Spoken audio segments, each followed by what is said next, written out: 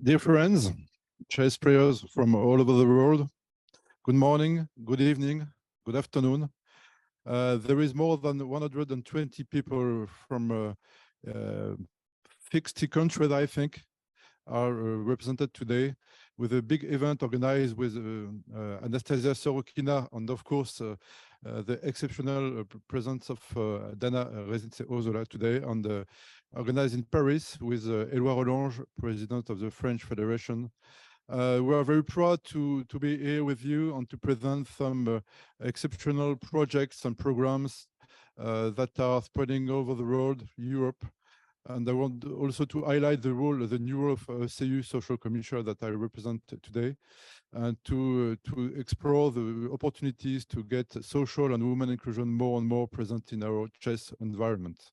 So first, I would like to give some minutes to Dana Rezitse-Ozola, just arrived in Paris after long trips and a lot of trips all over the world to represent with a brilliant approach the chess. And Dana, can you join us for some words about social and women inclusion? Thank you. So, ladies and gentlemen, excellencies presented here in the heart of Paris. We are located right next to Paris Musée du Louvre, so an exclusive place, but we are more than happy also to welcome each and every one who has found time, motivation, and energy to join us today beyond the other side of cameras. On behalf of FIDE, I'm very pleased to launch this initiative that is already the second one that we organized together with the French Chess Federation under the leadership of its president, Éloi, and the chair of the Social Commission, Frank Drang, whom you just listened to. Frank has also joined the FIDE Social Commission, and he's also chairing now the ECU, the European Chess Union Social Commission. So I think this is a very nice example that we demonstrate that all the key organizations, at least in this geographical part of the world, work together with an aim to develop social chess. Ladies and gentlemen, it is said so that you have to touch the hearts so that to move the brain. I think it's a great truth, actually, and every institution, including International Chess Federation, needs to understand that. And there are several reasons, very practical ones. We are then in a better position to attract some supporters, some sponsorship for our projects, if we are able to touch the hearts and thus make the companies, the potential partners, to make the decisions. We can use the same principle to increase the authority of an international organization, to increase the credibility, because the partners see that we do share the same values. But I think that the most important reason for that, and for all the social initiatives, it is really the fact that the international organizations, any organization, any leader who's got the mandate and the power needs to use the time to deliver, deliver so that the world becomes a better place. I recently had an opportunity to participate in a top-level international conference on the tolerance and coexistence. And one thing that I took away is that it's not enough if we stick together, if we exchange the views, if we talk about the things. We need to deliver. We need to demonstrate that we care about the things in our actions. They need to be resembled in our budgets, because budget is the mirror of the policy of of the non-existence of the policies, and in the practical work that you deliver. So that is why I'm so happy to see that there is such a big presence here today I know that approximately, as it was already mentioned, 60 countries are represented here, approximately 120 people. But I'm very pleased that almost all of the members of the FIDE Social Commission are here. So thank you very much for joining this event. I see that from the very first weeks, you already are on the tasks, you are engaging yourself, you are willing to deliver. But besides our in-house experts, we know that there are so many various professions and people joining today. Professors of universities who want to know how to better teach ladies, people who want to write a book on social chess and want to make research on what the reasons are behind why there is still quite a large gender gap. There are new federations. Hello, Benin. We are looking forward to accept you in our family and of FIDE, and we're happy that you are already joining our major initiatives. So I don't think that you will get all the answers here today, but I'm pretty sure that you will get some inspiration. You will see what our priorities are, what our initiatives are, who are the key people. You will get to know them in face and will easier be in the position to approach them. And I believe that if we put our forces together, we will reach the goals others are only thinking of. So will not take more of our time today. We'll hear several very interesting, exciting, saturated presentations today. And I hope that we will also draw some conclusions afterwards that will help us to make better policies, better action plans, and deliver better projects for the benefit of the chess world and beyond that. Thank you very much. Hello, ladies and gentlemen. I'm Édouard Rollange, the president of the French Chess Federation. I'm very happy that this meeting can be hosted here in France, in Paris. The things that Dana is saying about the project, the vision, the values of FIDE are very connected and connected to European Chess Union through Franck Drouin, to chess federations, and to all of your federations as well. And I'm very happy that women in chess and social matters are now completely included in FIDE projects and FIDE vision and in all chess federations. I want to congratulate President Dvorkovich for his work and for contributing to increase the engagement of FIDE on these matters by creating a very strong team. We have here a nice part of the team with Dana, with Anastasia, who are leading projects for women and for social in a very good manner. And I'm now expecting to see the project that will be presented here to become concrete. This is very important to have visions, to have the team, to have the projects, and then to have a perfect execution. And I'm sure it will be the case here with the team we have. So, as I said, in French Chess Federation, we also have deep projects, strong projects involving women in chess, involving social, health, disabilities. So chess is completely inclusive, can address these matters in a deep way, in a very strong way. And I'm very happy that French Chess Federation with Franck, which is a key person here, organizing, finding partners, creating programs, working with ECU, with FIDE, we are very happy here in France to contribute to this vision and to these values.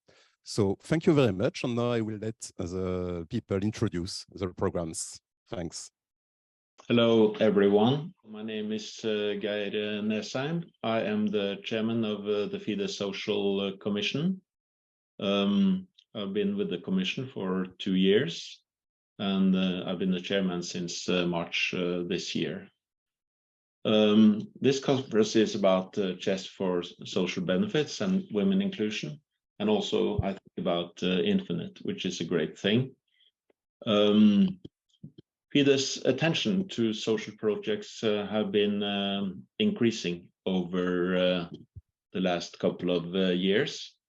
That is, in an organized fashion, to use chess as a tool for social improvement. We have seen this before, but for the first period of time, I would claim that this is now going on a broad basis, and it's a really good thing that FIDE embraces it, supports it, and we see a lot of good signs exactly how that is going on. An ambition for the Commission will be in the period ahead to get many federations to do the same thing. There is a new composition of the Social Commission in FIDE now. It's a stronger commission with many fresh faces. Looking forward to start out. We will have our first planning meeting next week, and we will set the agenda for the years to come through discussions in that meeting. We have all continents represented, with Africa, Americas, Asia strongly and prominently part of the Commission, in addition to Europe. We have a fascinating agenda with Chess in Prisons going on for many years with Michael Kornman at the wheel. We have the refugee camp initiatives. We have autism spectrum disorder, and we also have chess for elderly. That is, well, finally, I got the camera on. And we have chess for the elderly, where we have a program that we will launch. So we will continue to broaden the impact of chess in the social areas, and exactly how and in detail which areas we will focus on, we will develop through the meeting that we will have in our organization next week. The Social Commission has a lot of very important objectives, reaching out with chess as a tool to children at risk, to refugee camps, to prisons, etc. And the good thing is that we already have strong projects going on in these areas. Chess as an equalizer, turning to social differences, gender inequality. In the prison, in the Kakuma Girl project in Kenya, we have a girl club initiative that is going on, focusing entirely on helping girls through chess to develop their lives. We have chess as an aid for people at risk, mental illnesses, dementia, Alzheimer. We will hear today about the Infinite project, which is addressing all of these things. And also we will focus in the Commission on chess and the aging brain, which is going to be a series of conferences that you will all be invited to. We will be sharing insights, research, project results, etc., which is very, very important. We also look forward to work with the new Continental Social Commission in Europe. That's exactly what we are looking for, to have strong partners in various areas. And all in all, it seems like we have a very good starting point for the period ahead for the Social Commission to make an impact together with all our friends. And this conference is a very good example of how we should achieve that, to get awareness and buy-in from all stakeholders. So I look forward to the conference. Thank you very much for introduction. Okay, hello everyone. I'm very happy to be today here in France, in Paris. And first of all, I would like to thank Chess Federation of France and President Mr. Eloy, and Frank, of course, as a chairman of the Social Commission of French Federation, and new appointed chairperson of ECU Social Commission. So it's a great initiative that FIDE and ECU working together in the French Chess Federation to organize such an event. And it's already second time that we organize our conference here. And I'm very glad about this, that we joined today with a few very important social initiatives to be presented. You will hear the full timetable a little bit later, but now I will give a floor to one of the author of our Infinite Chess program that we already launched it like 2 years. We already have this program all around the world, and we started 2 years ago with a few federation as a pilot project, and one of the members of those federation was France. And I thank you again for your support, and to participate in this social project. And we continue with the 6 countries, 6 pilot countries that we will started this project together. And now I'm very happy that more countries joining us. We already started in Latvia, in Morocco, and a few more countries in Asia will join us in early January and end of December as well. We look forward for the new initiatives coming from American continent as well. So I use this opportunity again to call the interest of the member of the federation to join us in America for Infinite Project. But today we will speak about women in chess. We will speak about other social project, and of course now we will speak about the Infinite Project, and we will be happy to give you our first researches together with our partner, Armenian researcher institution. They will give you first conclusion about our pilot project. And we will speak today also about the difference in gender for men and women, for kids and for people with autism spectrum disorder. So I'm happy to introduce you more than 18 years experience tutor and specialist who is working with kids with autism spectrum disorder, Alla Mishenko from Canada. Thank you so much. Hello, everybody, and thank you for the great opportunity to present today. It is an honor to be a part of Infinite Chess Project for the past 2 years. Today, I would like to talk about gender differences in males and females with autism spectrum disorder. According to the World Health Organization, it is estimated that worldwide, 1 in 100 children has an autism spectrum disorder. This is the last numbers. When we started project, the number was different, 1 in 160. Autism spectrum disorder is a complex neurological and developmental disorder that begins early in life and affects how a person behaves and interacts with others, communicates, and learns. Males diagnosed with autism more often than females.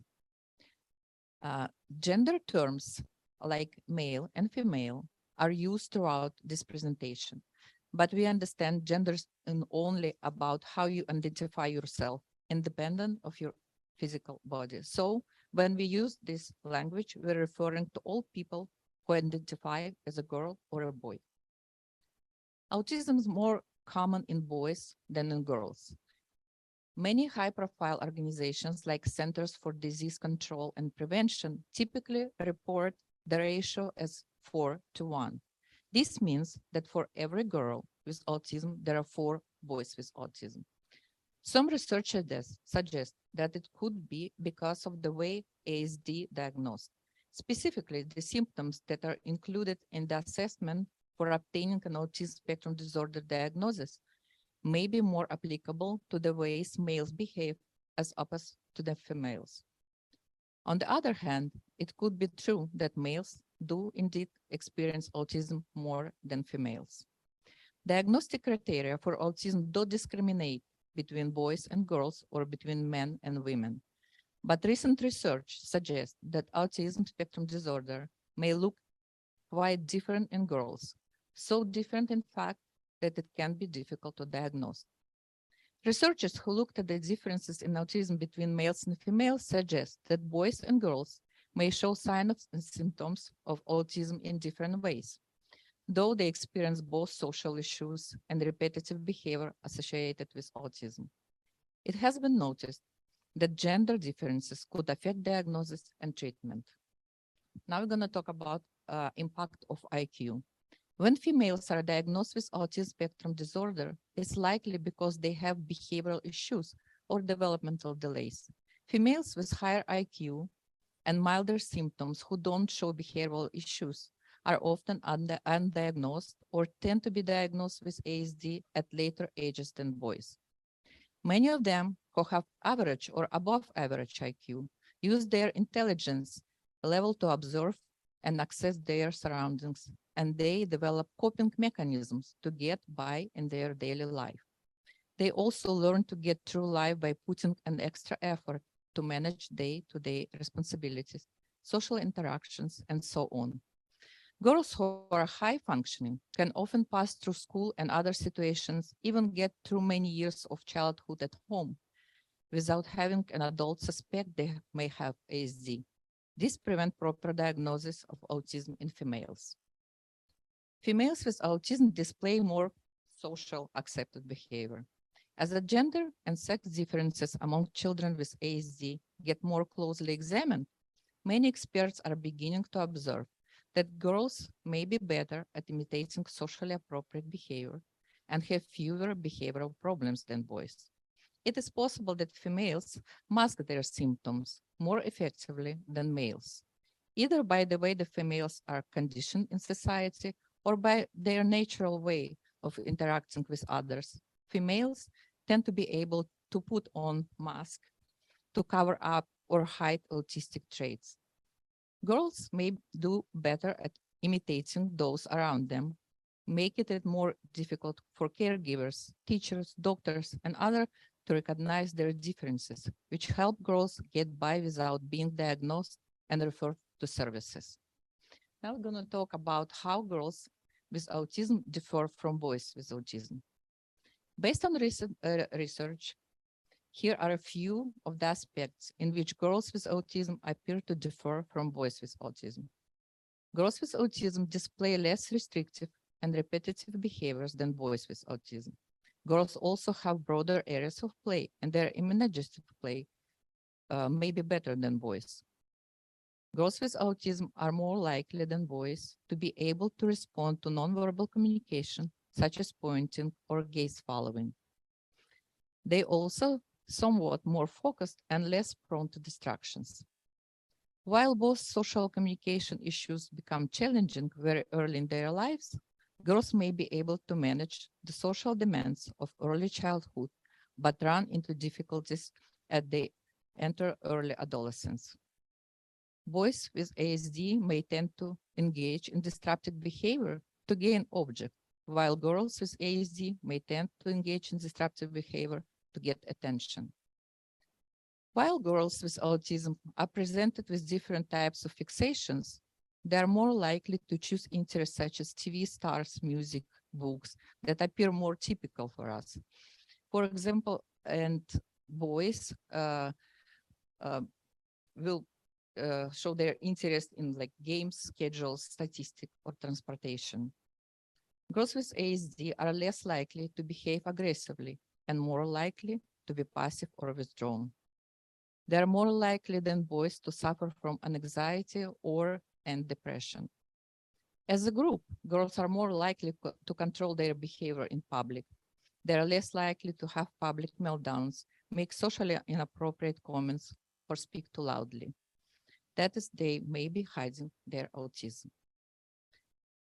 And summarize, boys and girls with autism spectrum disorder may display some of the same behaviors, and they may have some or the same internal experiences. However, there are some differences that can be seen as well. Males are more often diagnosed with autism. Many females have struggled, but the adults don't realize that their struggles could be due to the autism. Females also may be misdiagnosed, such as being told they have an anxiety or depression instead of autism.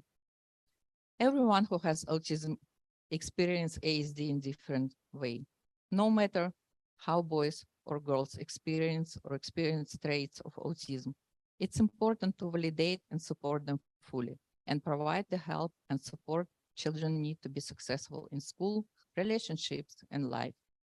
Accept the child for who they are while encouraging them to grow and develop in ways that support their quality of life and their sense of self. And now I would like to say that I really appreciate you inviting me to speak today. It's had been a great opportunity to collaborate with such an international audience. And I would like to thank FIDE and personally Dana Krasnitsa-Ozolo for their incredible support with the Infinite Chess, and Anastasia Sorokina for inspiration and commitment. And of course, Frank and French Chess Federation for their invitation to a very interesting and informative seminar in magnificent Paris. Thank you very much. Dreams come true. And thank you. Thank you. Thank you very much, Ala. It was very interesting information, and I'm sure for all people who is working with kids with autism, it will be very useful for their work. And now I would like to invite here for the presentation, the second author of our program for kids with autism spectrum disorders that you basically could find in FIDE website and Infinite website, Natalia Popova, to present her topic today. Thank you. Good morning, good afternoon, good evening, dear colleagues. Today I will tell you about my experience, how I have worked with girls with autism spectrum disorder. At first, it was decided to create 4 groups, each for children. Of the 16 children, 3 were girls, Ksenia, Diana, and Dasha. Ksenia started chess at the age of 9. What abilities did Ksenia have? Low level of verbal cognitive ability. She hears but doesn't distinguish between sounds and therefore does not understand speech. She cannot answer. Speech is not developed. She cannot read a text. She cannot write a word as she cannot physically hold a pen in her hand. Communication problem. In the beginning, it was impossible to get within 1 meter of her. She doesn't communicate to the children during the break. She goes straight out of the classroom to her mother. Difficulty maintaining eye contact. Special interests and obsessions. Ksenia likes to press buttons on any electronic device, computer, printer, laminator. Ksenia just pushing buttons. Ksenia is the only one among the girls who was working in a class with a personal tutor. She is motivated to work in the class by collecting tokens and being rewarded with food, something tasty that she brings with her. Without tokens and encouragement by food, she doesn't do exercise at all. Ksenia has been taught using visual cards, gestures, and repeating actions after me. What result has Ksenia achieved? She knows how to set up the starting position. She doesn't it without any kind of mistakes. She knows how each piece moves, rarely makes mistakes. In the topic castling, we have only learned how to do castling. She does not understand the rules about when it is impossible to castle.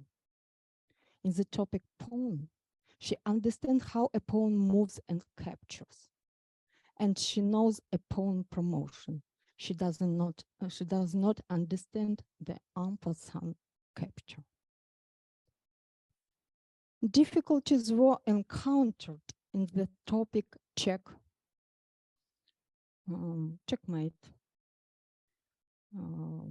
Defending against check. She performs these tasks purely mechanically. She does not understand the purpose of the chess game. She can play a game, move pieces on the board, if shown which piece to move. Ksenia was happy to do simple tasks when the aim is clear, such as capturing all the pawns with a piece. Ksenia also did well on tasks such as holding up all the pawns with the queen, for example. Now I will tell you about Diana. Diana is the youngest student, starting at the age of 6. What abilities has Diana had? She can hear, understand speech, can speak. She could not read and write at the time she started. She can communicate with other children, but she does not initiate communication. She makes eye contact. She performs all activities very slowly. This concerns not only the exercises in the classroom, but also in everyday activities. She can cry at any moment. Lack of spatial orientation, understanding what is forward, backward, up, down. At the very beginning, she did not understand and could not do simple exercises. For example, Diana is standing on the floor and I ask her to take one step forward. She cannot take a step forward because she does not understand where to go. What is forward? When exercising, she keeps waiting for support in order to do it correctly. What result has Diana achieved? She knows how to set up the starting position. She does it without making mistakes. She knows how each piece moves, rarely makes mistakes. She has learned how to do castling. She understands the rule about when castling is not allowed. She does not always remember them. In the topic pawn, difficulties arose with the fact that the pawn moves and captures differently. She understands the pawn promotion, but poorly understands the en passant capture. She understands what checkmate is, and that checkmate means victory. She understands very poorly what a stalemate is. She understands the purpose of the chess game. She can play a game, but not for a long time.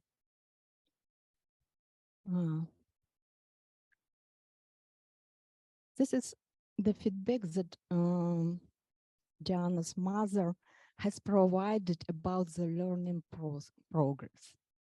The daughter has definitely changed. She gained confidence in herself.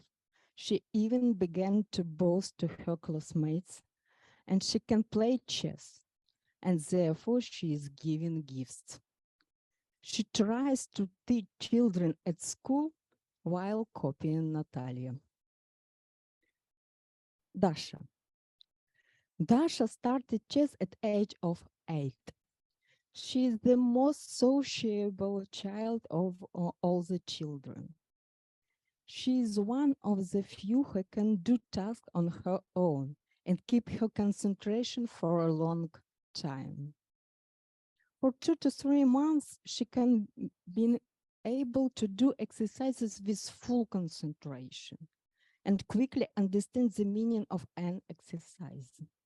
This period is then followed by a period of complete misunderstanding of what she is doing and how to do the exercise. She might even forget the names of the pieces and how they move.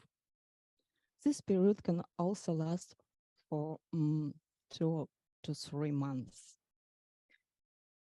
And feedback that Dasha's mother has provided about the learning progress.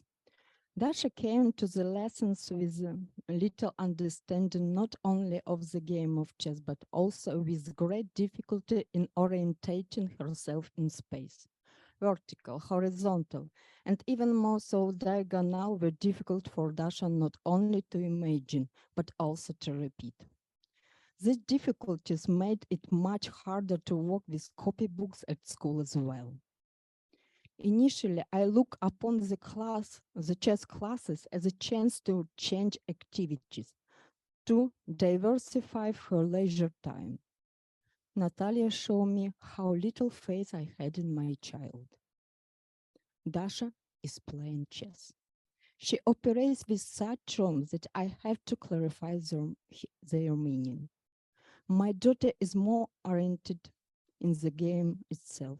She understands logic more. There was a desire to win, excitement. There was definitely no excitement before. She monitors the progress of the game more. We educate and train endurance and perseverance. My daughter runs to classes, asks a lot, and worries why we sometimes miss them. And what did the girls have in common, and what distinguished them from the boys who studied with them? The most important thing is as follows. Absence of aggressive behavior toward both children and the teacher. Acidity, no desire to stand up and leave the class during lessons. Total absence of complaints about being tired and wanting to rest. Diana and Dasha were not afraid to play the game because they might lose. And finally, this project is very important for girls with autism spectrum disorder. And I am happy to be involved in this project. Thank you very much for your attention. Thank you very much, Natalia. It was very important and interesting topic that you said us now about your experience. And before I will introduce our next presenter, I would like to thank FIDE, International Chess Federation, President Arkady Dvorkovich, and of course, not only the best deputy chair of the FIDE management board, but also my very good friend Dana Reznice-Ozola, who believed in this project. You know, like when we started it 2 years ago, we had only experience from Natalia that she had in Belarus, you know, and we had some feedbacks from other people who is doing that same project, but by themselves in different countries. So we concentrate, you know, in this topic. We start to making researches, and only because of beliefs and support of Federation and Dana, you know, like we achieve such results. And about results, I would like to invite now our next presenter.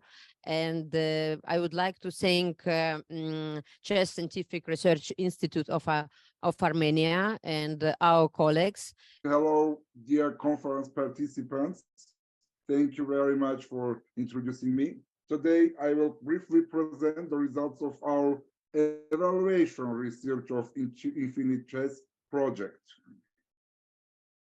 The study is intended to obtain the impact of the Infinite Chess Project on the development of children with autism spectrum disorders. The information obtained from the study hopefully will be used to enlarge the positive impact and overcome existing obstacles to raise the effectiveness of chess education focused on children with autism spectrum disorders. As far as previously we have already presented the methodology, sampling, etc. Let me focus just on the results that we have obtained. Firstly, the survey results that we have show that more children with typical speech have performed well in chess than children with restrictions on verbal skills. But on the other hand, we can see that approximately 13% of children with typical speech have performed lower than 25% in chess. That allows us to assume that verbal skills are necessary but not sufficient for acquiring chess knowledge. So other factors should be considered as well.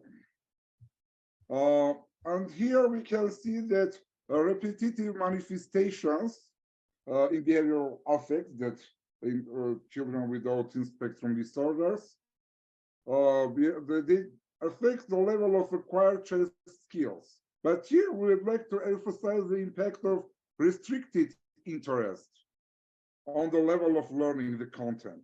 All the children with restricted interests toward non-typical objects have the lowest achievements in acquiring chess skills. Vahan, can you try to switch on your camera video, please? Okay, just That's okay. yes. Hello again with my face too. Thank you.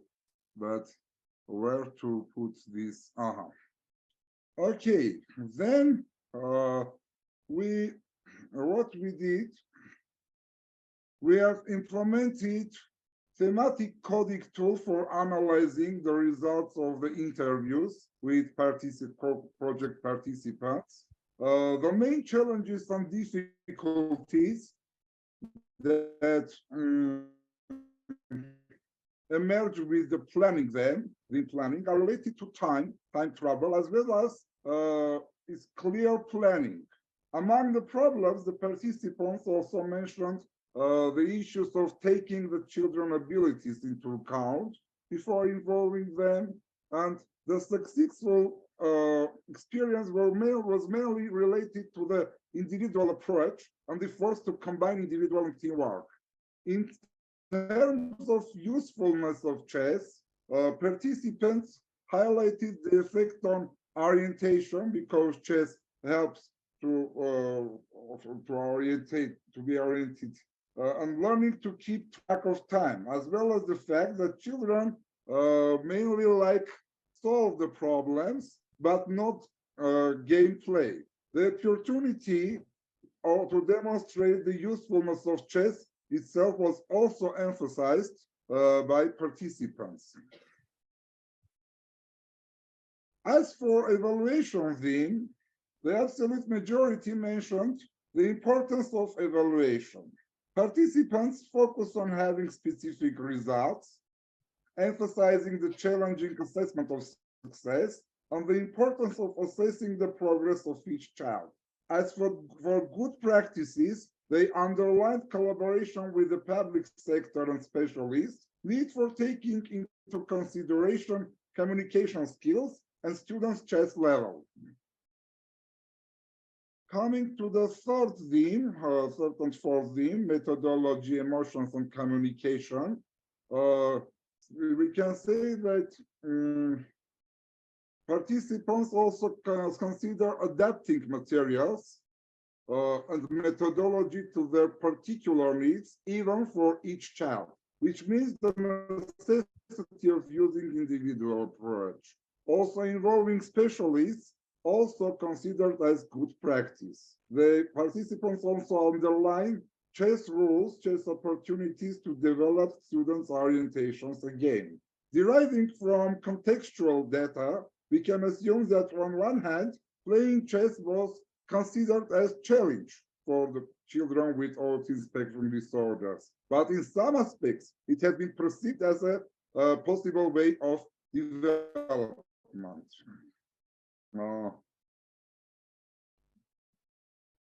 The topic of collaboration, cooperation, and human resources was perhaps the most discussed during the interviews and surveys. In this context, the difficulty of cooperating with parents, as well as the problems of involvement and cooperation of different specialists, were particularly emphasized.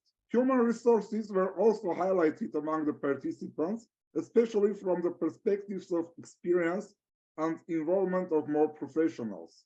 Within this theme, communication both within the group and children was mentioned, as well as the advantages of meeting with parents and receiving feedback was presented as a successful experience. In the context of benefits of chess or usefulness of chess, children love chess, as we already also mentioned, and possibilities of learning communicative, attentive skills in some simple concepts also was highlighted. Then coming to the last theme, we can say that some of participants, or many of them, develop diaries, which is very good practice because it helps them to follow the child development. And the opinions of the participants about chess game learning and the use of toys were especially very interesting, very interesting.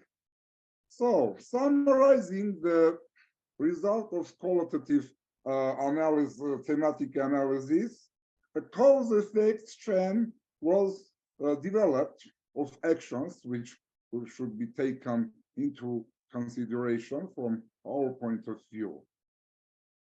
And main key parts of which are smart planning, initial and final assessment opportunities, cooperation with parents and including and developing parenting mechanisms, and also collaboration with professional community, and developing diaries and other portfolios tools for better accountability.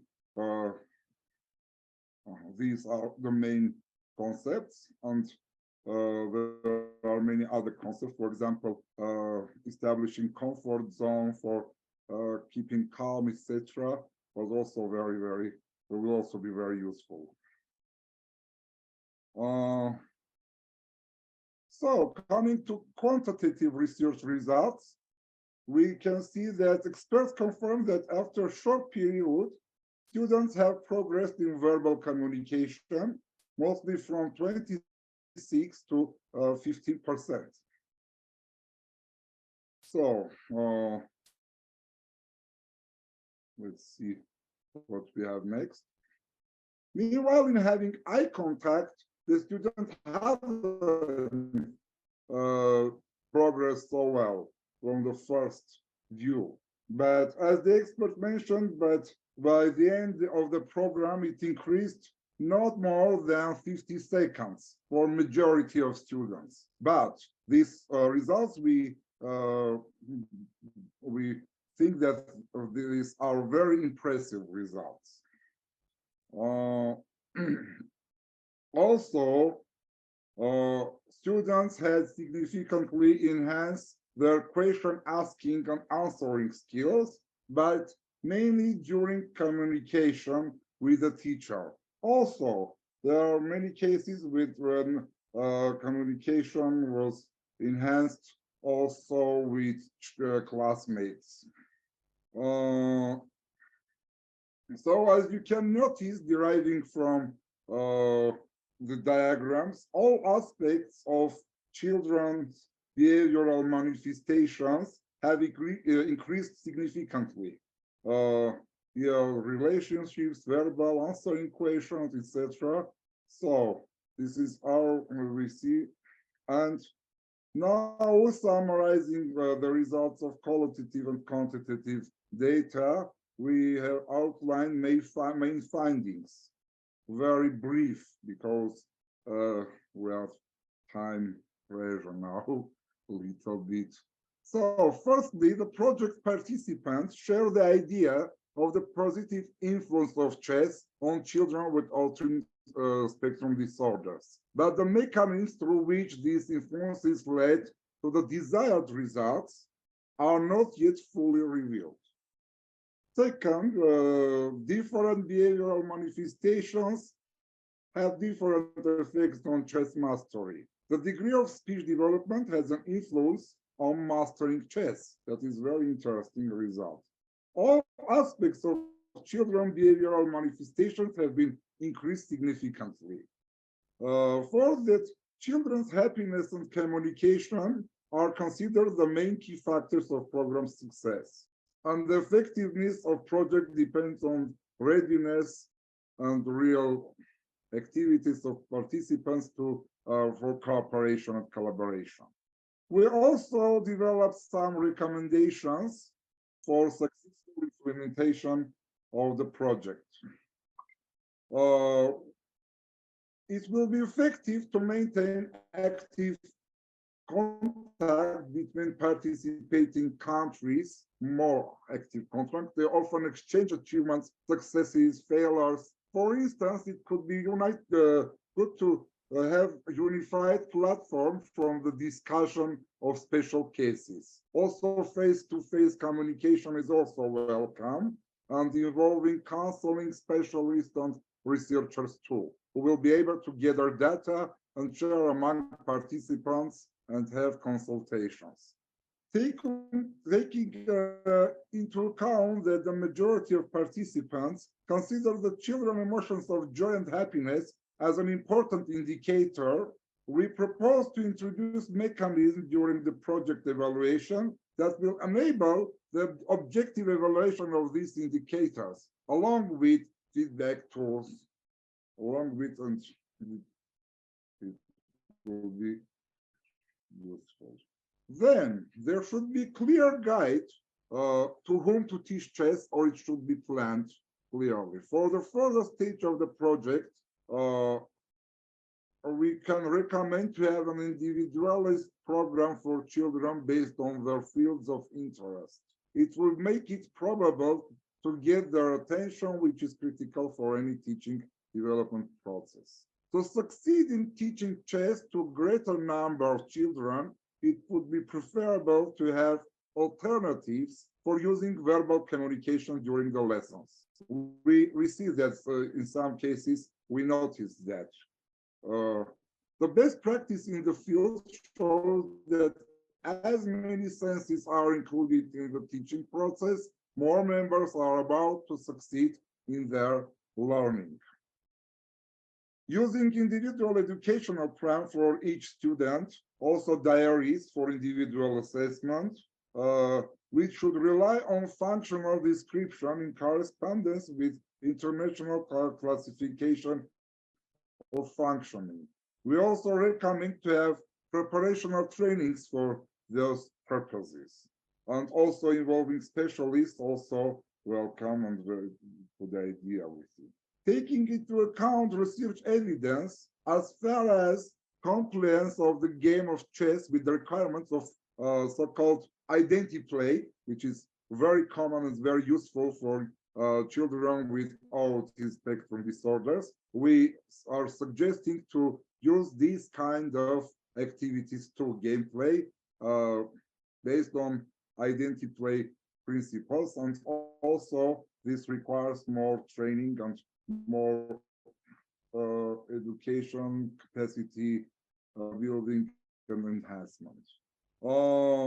Also, harmonization of objective conditions is also very useful, we think, and combining individual team approaches during lessons, as well as cooperation with parents and the professional community will have positive impact on accountability and sustainability of projects. And for enhancing mechanism of collaboration with family members, we recommend using, for example, very useful tool and very popular and effective deal floor time methodology, which had been successfully used in working with young children with autism spectrum disorders. So we have already finished, and thank you very much for your attention. By my side, I wanted to present something like a call of interest about international approach related to evaluation.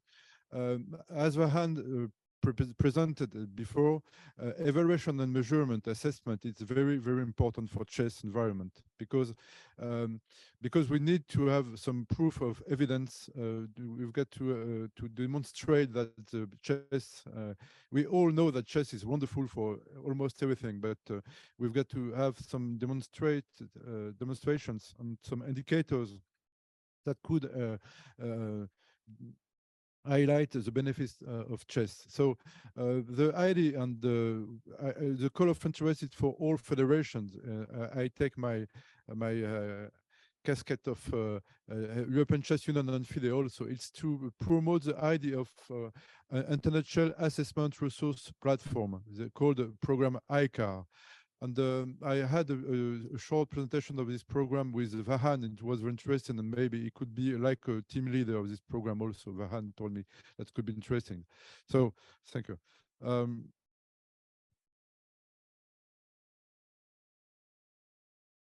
The main idea, yeah, the main idea, it's all over the world. We've got a lot of surveys like Vahan presented, like Luis Blasco presented 2 months ago for ADHD, and we've got a lot of things to announce and to present methodologies that can be used and can be presented to partners to demonstrate the benefits of chess. But at this period, at this time, in my knowledge, we don't have any place where we can find the concentrated information about that. And so the program ICAR, the aim is to have a platform, worldwide platform, to concentrate all information about evaluation programs made, and with just not the methodology, but results and the resources mobilized. What kind of information, what kind of skills, tools, IT technologies can be used for that. So mission activities will be permanent inventory of international achievements, centralization and dissemination of method and results, capitalization for the development of international shared method and best practices, communication and promotion, of course, and one event. If it's a success, we will organize next October in Paris, the first event for ICAR conference. I think it will be the same scheme like a hybrid conference. It's important to underline that it's not just for social or women inclusion program, but also for education, all the benefits we can reach with chess practices. And it's a first initiative, it's for French Federation, of course, with ECU. I thought about it with the ECU Commission. I will describe what is the scope of ECU Commission with Zurab, of course, with Theodoros and the other members of my commission. And of course, Philippe, it's just not French, just not European, but it's also an international approach. So that's the core of interest. If you do have some ideas, some contribution, you can send me information and we can share that kind of approach and to build something very concrete in the next 6 months. Thank you for Jasper Hall, that's a very dynamic member of FIDE organization, and I will integrate his contribution in the short time. Thank you very much.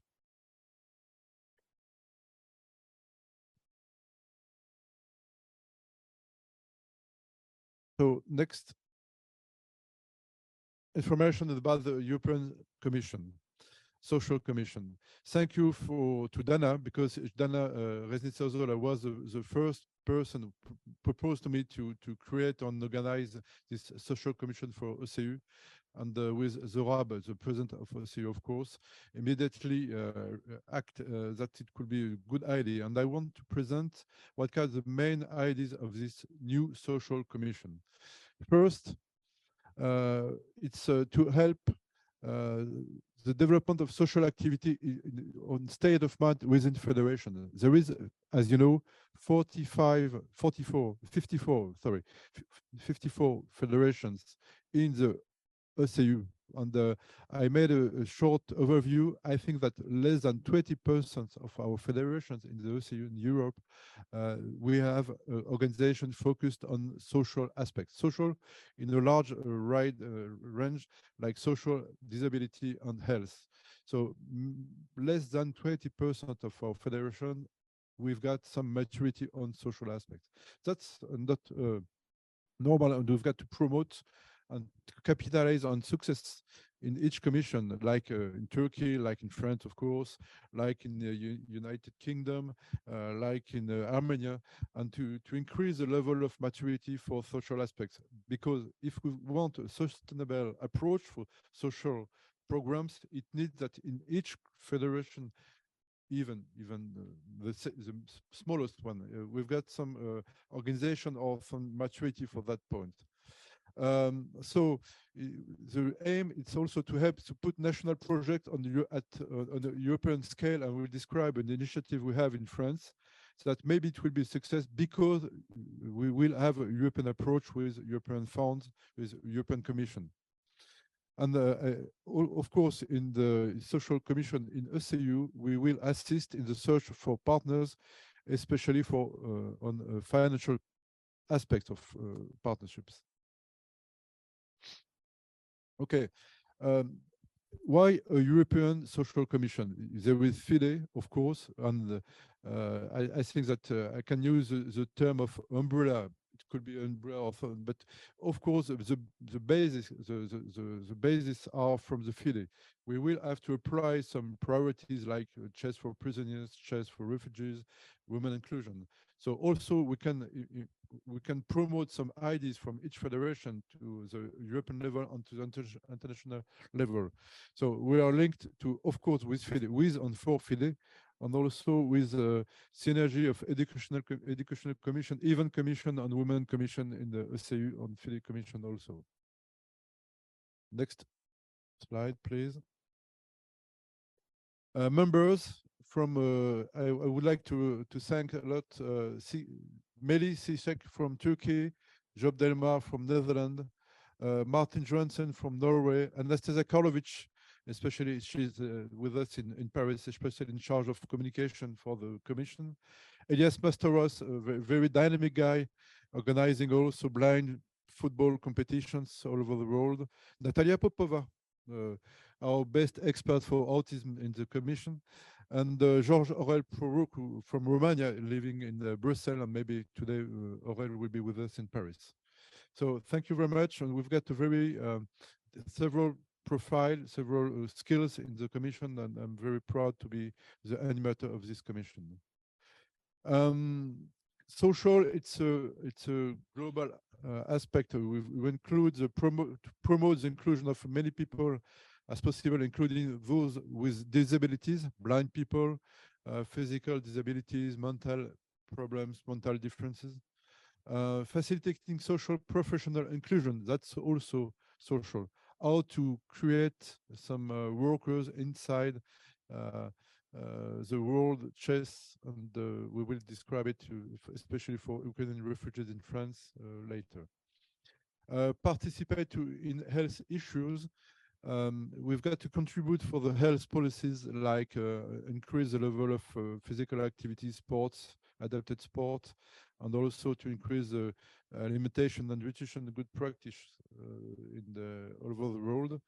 And so combat social exclusion. Typically, chess for refugees, it's an example of how to integrate more people with chess as a game, as a tool, as like a cultural approach. Guy told about aging, prevention for aging. That's a very good tool. And multicultural, it's a good thing, but also to organize tournaments, organize in clubs, or elderly people with playing with young people. That's very important to increase the level of prevention with this wonderful game. And reach out to children at risk, and typically ADHD, so chess to help children to have a better concentration in front of the mainly use of computer screens with a mobile phone, for instance. That's one of the programs we will spread in France next year with ADHD. I would like to underline the role of Aurélie Vignel-Renard from the French Federation, a good expert we've got in France and could be used in European scale. So next, thank you. I would like to highlight the fact that, of course, the high-level sport for chess, it's the main important to have champions like Magnus Carlsen, like Alisa Ferrugia in France, and so that's the most important point. Also, social aspects can contribute to increase the level of practicing of chess all over the world, and especially because for partners, private or public partnerships, they more and more are interested by the global impact we will have with chess, not just the high level for several hundred people are the champions all over the world, but also how with chess we can reach a global impact and to have benefits for people, women, youth, elderly people, and so on. So that's why we will make some communication with the help of Anastasia Karlovich, because she will in charge of communication and to animate communication with all federations in Europe, and to increase the level of maturity of that point. Next slide, please. And include some partnerships with private funding. We've got some private funders in France, like ISO Group. I would like to thank a lot ISO Group, Mutualia. Next year, maybe a new partner, big partner for France in a non-profit insurance group in France, and very focused on the benefits for chess for young people, for elderly people, for disability people. Thank you for them. And we will officially in the March with a big partnership in France. And a public partnership also at the European scale, European Federation, European Commission. It's will be a big partner for us because of the benefits of chess game is related and linked to a lot of preoccupations on the aims and the issues in the European approach. Next one, please.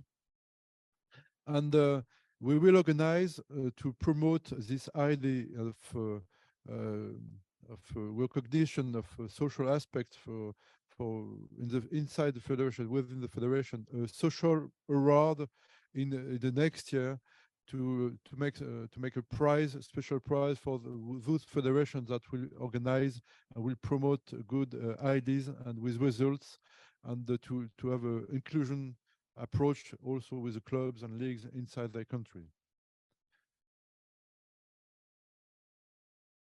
Okay, so typically I will describe later a project we have in France that climbing the European scale and to be success with that approach.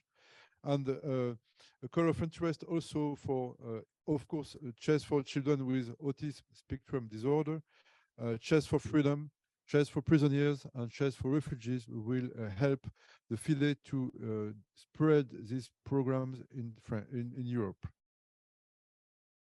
We are very glad to welcome Geraldine Engelmann, CEO for Four Colored Girls, ex-president of the Gauteng South Chess Association. Thank you so much for the opportunity and for having me here today. As you previously said, my name is Geraldine Engelmann, and I am the CEO and founder of the For Colored Girls Bursary Foundation. And really the vision of the program was to provide support and resources for girl children living in marginalized and overlooked communities. And I'm saying overlooked communities because I think, you know, within South Africa, we do have a few communities that, you know, it's not really been taken care of as all the others. And the way that we do this as a support for colored girls is we do this through mentoring, development initiatives, we do it through psychosocial interventions, and to ensure that each girl child has the opportunity to further their academic qualification. So that's really what we do. So I thought, you know, let me, you know, take us through a little bit about, you know, and some of these you experts obviously know about, but I thought, you know, let me just, you know, talk a little bit about, you know, I think what this is, and then I think I will go through what we have done as For Colored Girls. So first, what is chess? It is played by two opponents on a checkered board with specially designed pieces of contrasting colors, commonly white and black. And I'm hoping it's still like that because that's what we know. So the objective of the game is obviously to capture the opponent's king. So that's for us what chess is. What is social responsibility? And social responsibility obviously is individuals are held accountable for fulfilling their civic duty and the social responsibility. And I'm saying this because I think that a lot of us, you know, have forgotten that it is the community at large that makes up social responsibility. All of us want to talk about it, but it's really the community at large. And there are different ways of doing that, obviously through goals, growth, and being able to ensure that the community, develops in a socio-economic way. So in this way, there must be a balance between economic growth and societal and environmental well-being. And so the For Colored Girls is one of those organizations that has taken this very seriously as we go through what we want to do, with our young girls. So what does the experts say about, chess and the brains? And I think, the psychologist that was here earlier on really, I think, assisted in terms of some of the, the areas that I'm talking about. So it says when playing chess, your brain will be challenged to exercise logic. And I think, that when we look at some of these, areas, we're saying that our brain obviously will be also challenged, in some way. The other ones is really around studies show that chess enhances the development of these abilities, problem-solving skills, social and relationship building skills, amongst others. The other area is, it's also proven to be a very effective tool that can help to rehabilitate individuals who have difficulty solving problems in lives, especially problems, for us in terms of criminality to substance abuse. And reason why I'm looking at that is definitely because I think, the community where I come from and the community where my girls come from, we struggle, obviously with drugs, and we struggle, with, abuse, and especially substance abuse. Gender-based violence is very high in terms of, For Colored Girls Bursary Foundation, or the, communities that we're representing. And so what are the social benefits of chess? For us, chess etiquette encourages sportsmanship, improving impulse control. Chess teaches children to think about the consequences of their actions. Mental resilience and confidence. Learning a new skill can boost confidence, and learning from one's losses can boost mental resilience. I think, that as, an organization, where we come from, we needed to look at, the especially for our girls, what are the consequences of their particular actions? And for us, it's very important to talk, about that all the time with our girls. Sorry about that. Then, of course, is it a social game?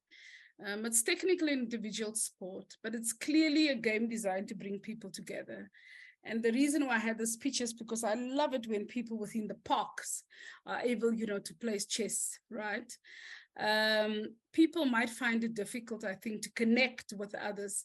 But I think, when we talk about chess, there is a niche, and it's a game that we all want to talk about.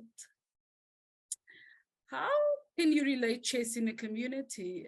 Chess isn't the foundation of community, but it enables community to see each other doing something that can spark conversation, as I said earlier on. Conversation and engagement within a community is the ultimate goal and sign of a healthy community. And I think, I found that with our girls, that chess has brought that upon, for them. It's about making strong moves and sticking by them. So in life too, if we plan or do something, we need to make sure to stand on our ground and fight for what we think is better, for us. Psychosocial support through chess. I think, and here I'm going to talk about suicide. Each year, nearly 700,000 people commit suicide, according to the World Health Organization. And that equates to one person every 40 seconds on average. Suicide is the fourth leading cause of death among people aged 15 to 19. Suicide accounts for 9% of adolescent deaths, and especially in South Africa, and this rate is rising. South Africa recorded the third highest suicide rate out of all African countries in a WHO report. So if suicide is caused by anxiety, panic attacks, depression, or a lack of social interaction, consider the research that showed the benefits of playing chess. And so as an organization, we use that, especially for our girls. So I wanted to just give you a brief overview of why I started for colored girls. And I'm just going to go through some of the highlights here. Since 1994, when obviously, you know, we had our first, you know, elections, the unemployment has increased. 19%, you know, in the Black community compared to 35% in the colored community. Claustrophobia. Only 4% of colored people live in shacks, compared to 60% of the Black population. But colored people have the largest household size of any population group. I have a personal, you know, experience where in my sister's house, and talking about a 4-roomed house here, she has 18 people living in there. And apparently they say that they love each other. So I'm saying, good, keep to that.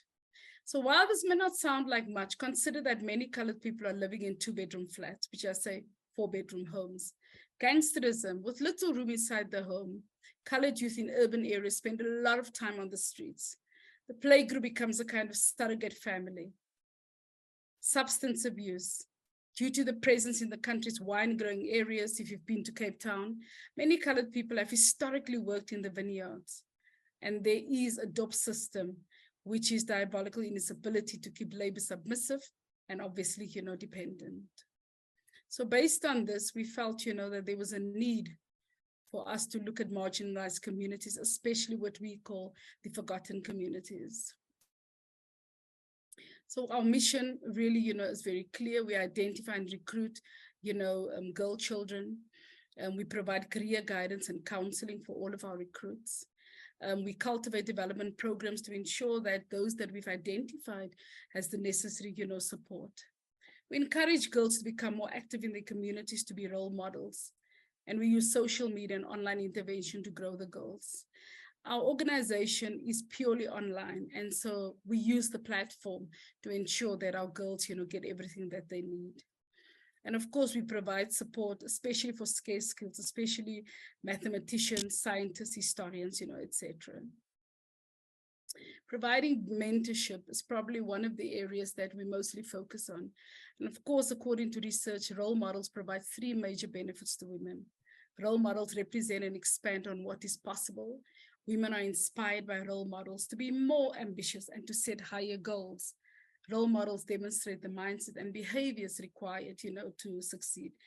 Thus, you know, all our girls, you know, are provided a mentor in the very beginning when they come into the program.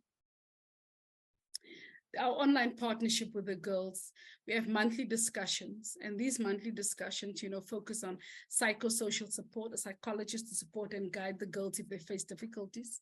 We have brought in a 10 to 15 minutes of chess online games. Girls, you know, love this. They, in fact, you know, wait for that particular game to happen. We use social media to solve problems, and the girls use these platforms to talk about their challenges, mostly using lessons from their own experiences, and sometimes using their relationship with chess to solve their particular, you know, problems. Oops. And then chess as an online tool. For us, the only thing that will be at the top in the future is technology, and we understand that. Hence, we've made a decision to be an online organization. And this shift to online digital learning and digital meetings will change our world forever. Children adapt more quickly than adults. Children are unconscious learning about the nuances of text communications and online social cues by taking an online chess class together. And that is one of the things that we have brought in. Tools that will serve them well in their professional and adult lives. Chess has long been known to stimulate both sides of the brain, which makes our online classes an excellent choice for your child's social and cognitive you know, development.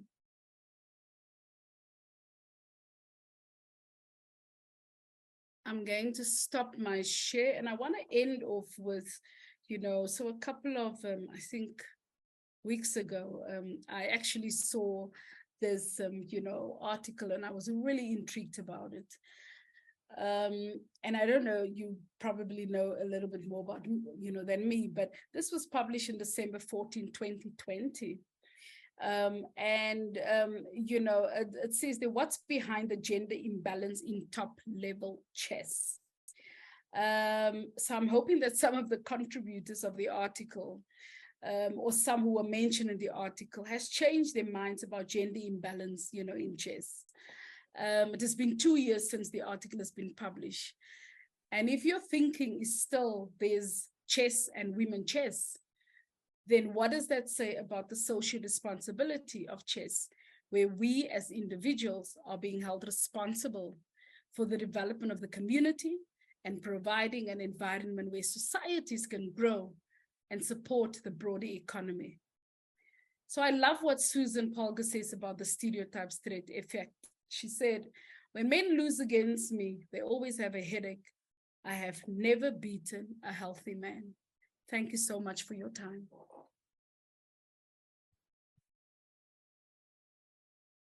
Thank you very much, Geraldine. That was an exciting presentation. You switched from one topic to another one. We started this day with several introductory and actually very analytical and very practical presentations on the Infinite Chess initiative. That is the program dedicated for the children with autistic spectrum disorder. We will continue later today learning more about chess in prisons, or as we call them, Chess for Freedom initiatives. And now in between, we will talk about what initiatives do we carry out as FIDE for women particular, and that is something that I will also shortly speak about. But just a short intermezzo. I want to use this opportunity and really approach those federations, those organizations who already, before the conference started and during the registration, mentioned that they would be interested in joining the Infinite project. Please do so. Please contact our social commission, Anastasia, or anyone whom you heard speaking today. We are willing to expand the program and implement the pilot activities in more countries than we do now. And I must admit that I have also had a practical experience, a little bit of it. I have tasted the process. Latvia, my country, is one of the countries where we launched the program with a strong support of Nadezhda and our social commission.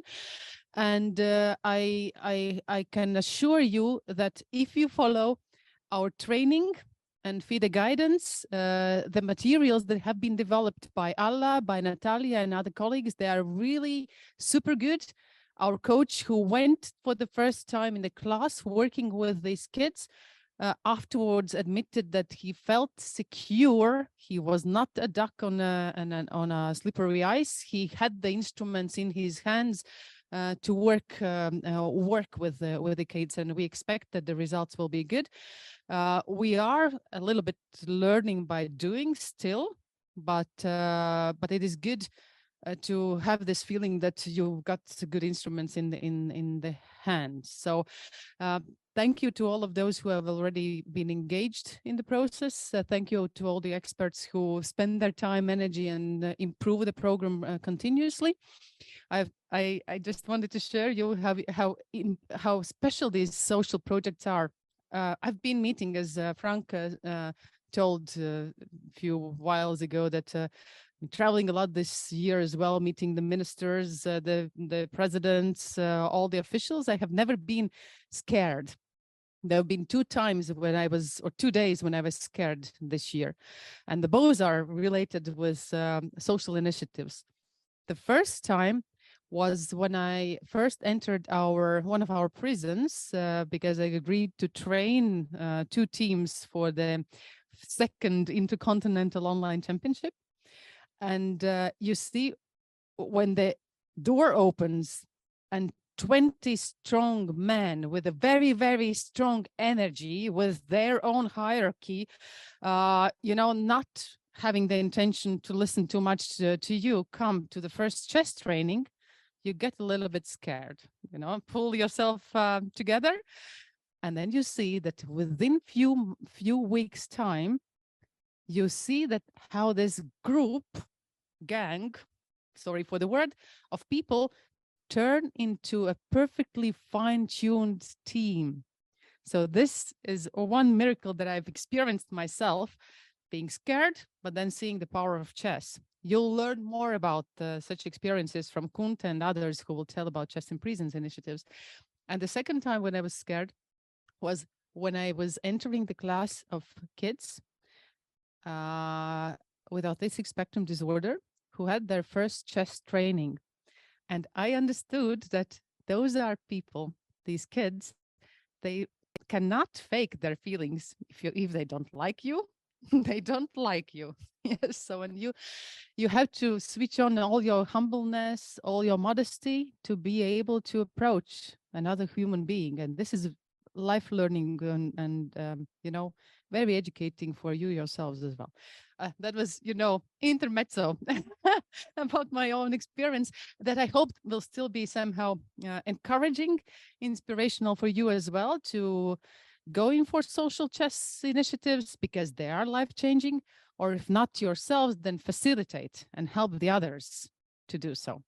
So, but now getting back to women in chess, and I was asked to tell a little bit about our initiatives or FIDE and women in chess, where we stand, what we want to go for, and how does it look, of course, in the context of this year being specifically announced the year of women in chess by FIDE.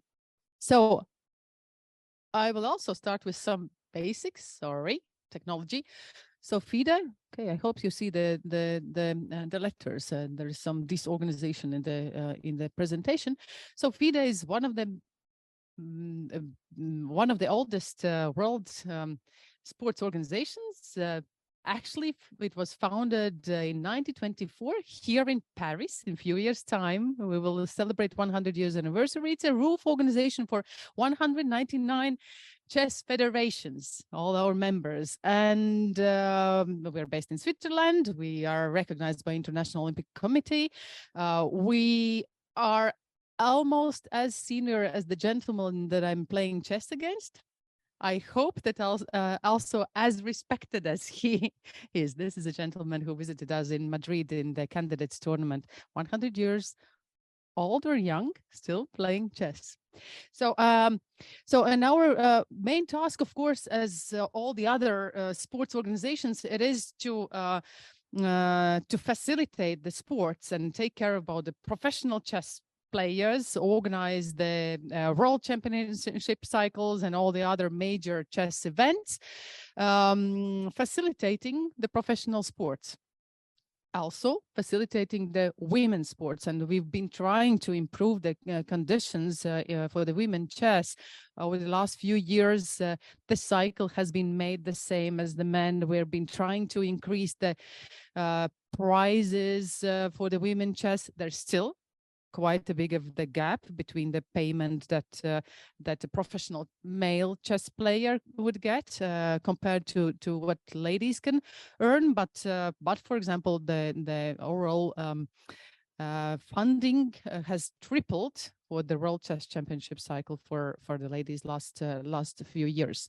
So that, of course, is very important that we motivate the ladies to play chess, to excel. They then become the role models for the young girls and probably also some boys who get inspired by the excellency of these personalities. They get motivated to go in for chess, using or choosing it as the profession and career path. And we have great personalities in the top or the Olympus of our chess world who can inspire the young girls and boys. The additional media interest that we have experienced lately does help that, especially after the COVID and Queen's Gambit. There is also some boost of interest. We have caught the momentum. Yeah, chess has got the spotlight. The question is, of course, whether we are strong enough, whether we are smart enough, whether we are able to actually keep this interest for a longer period than just the momentum that comes and goes.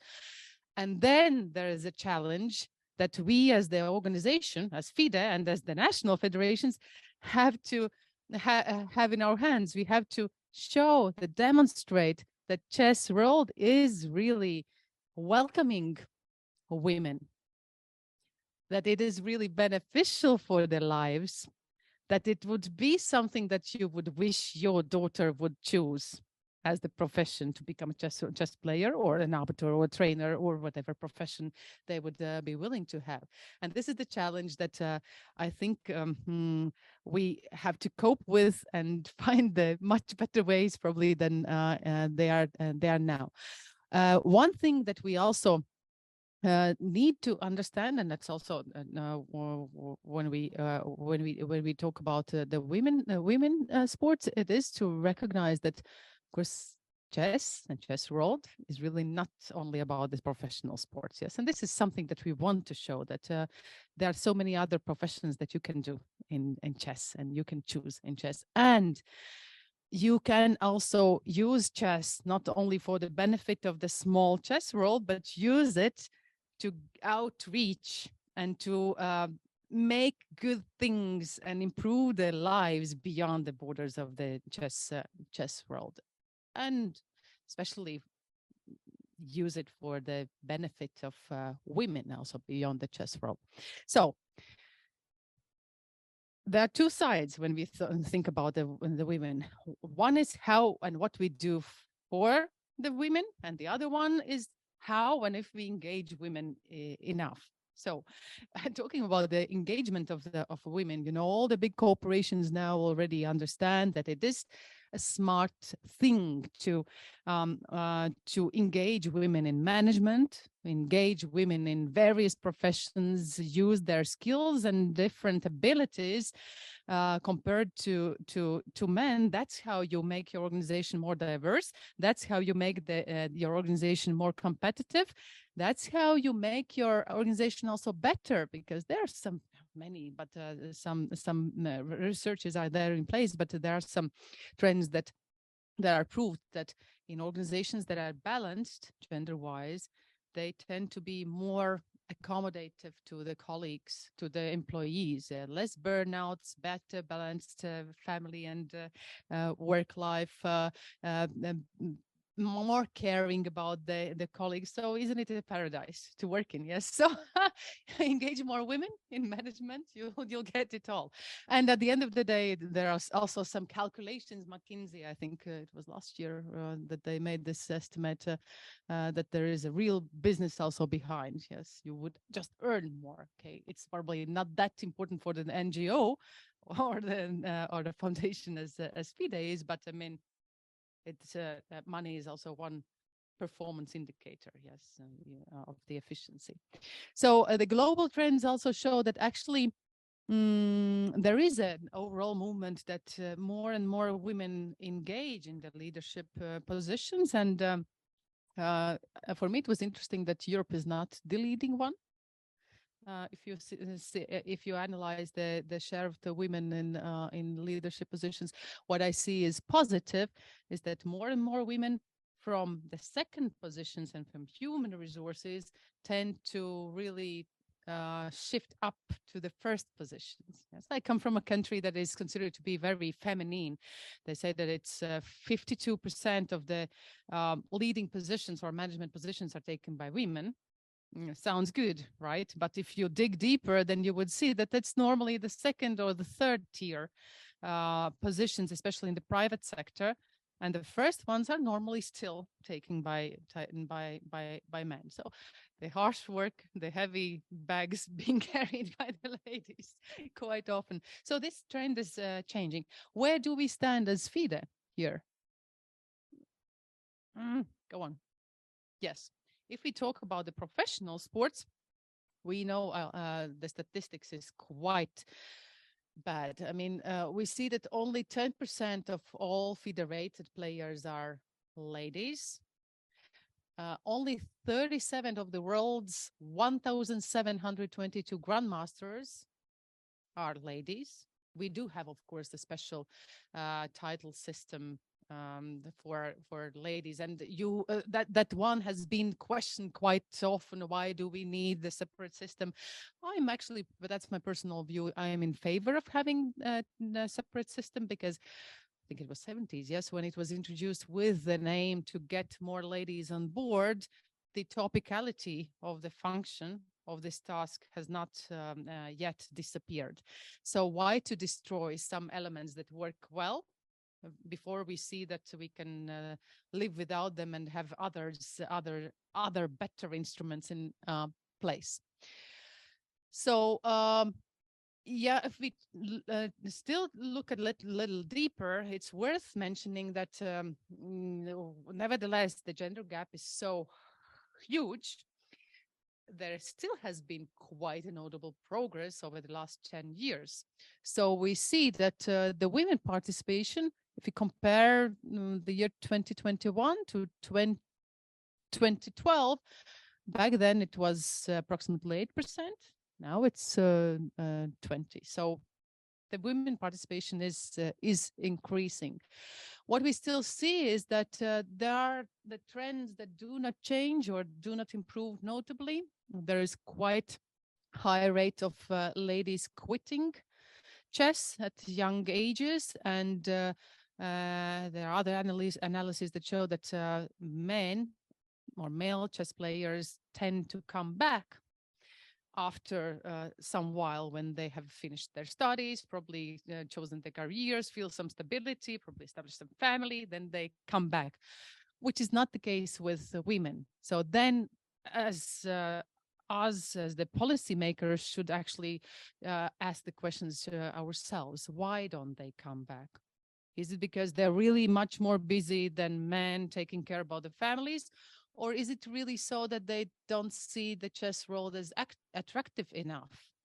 So while you are still, in living in the inertia, playing chess, never stopping, you don't think probably much that probably it's, better if I become a teacher or a dentist or whatever other profession. I could earn much more than being a professional chess player.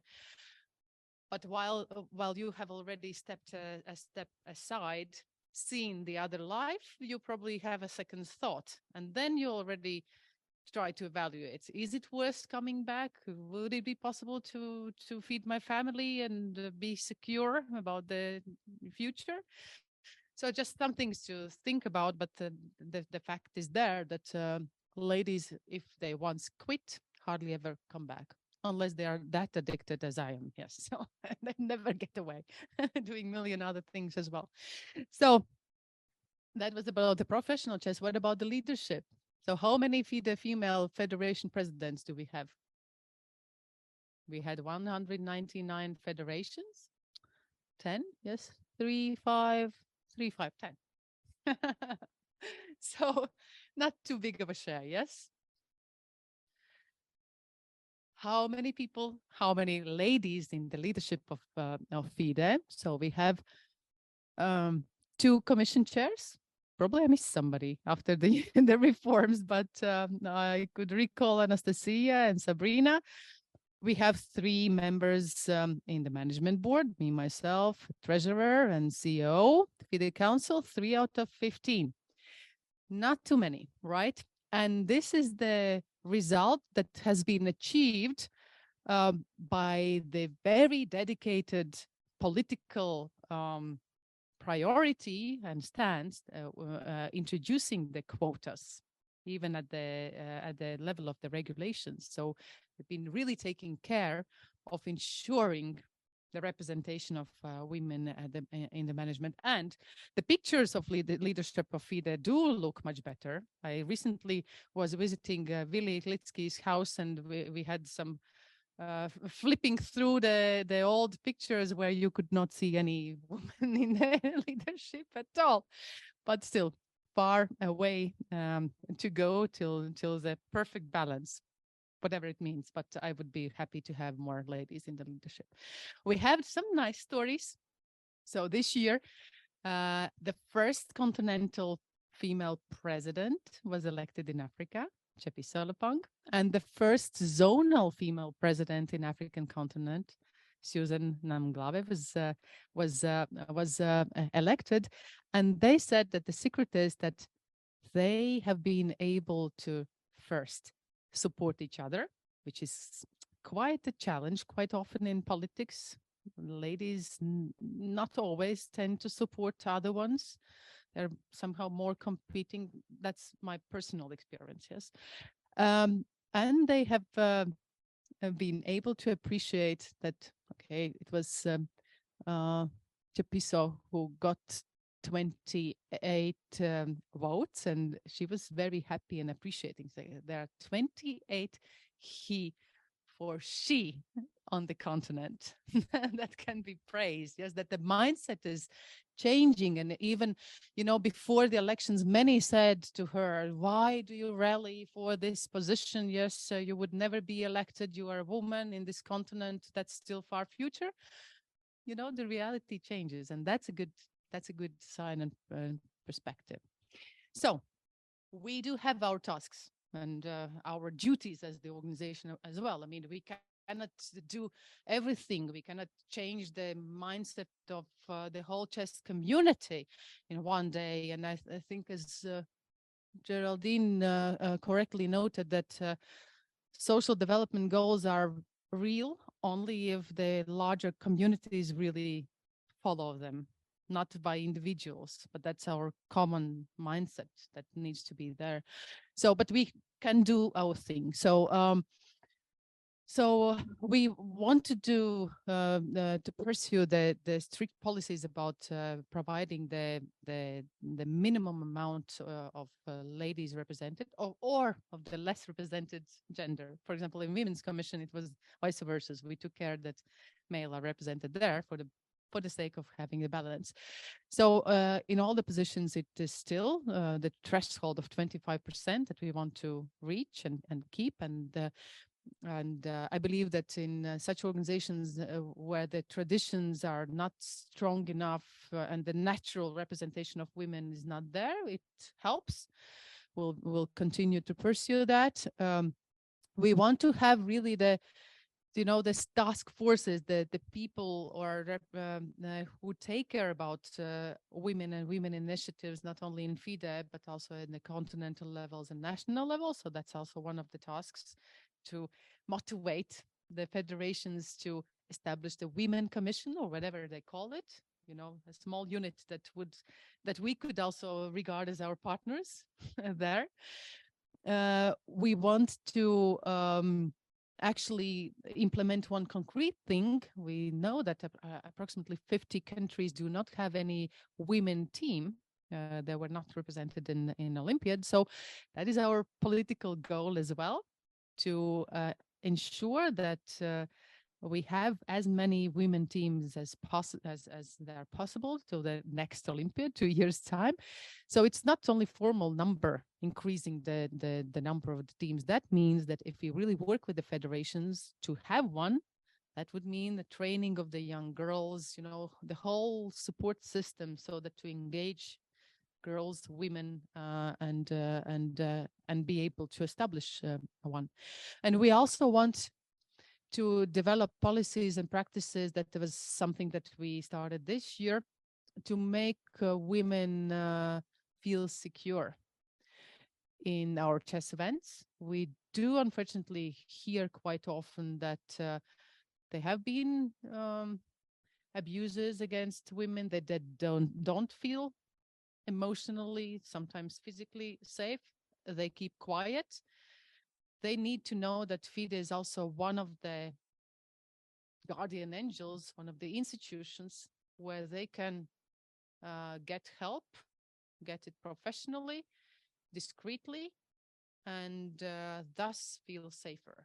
So this is one of the policies that we want to also develop, and not only leave it on paper, but really understand how to work with such cases hands-on. We will continue developing and implementing special programs in social area targeted at the girls. So whatever initiative we launch, be it chess in prisons, be it chess in slums or refugees, or the other initiatives, we try to find the way how to particularly suggest some special approach for the girls to be engaged. You'll hear about one of such initiatives later on, told by Anastasia, or about our girls' school or academy in Kakumaka.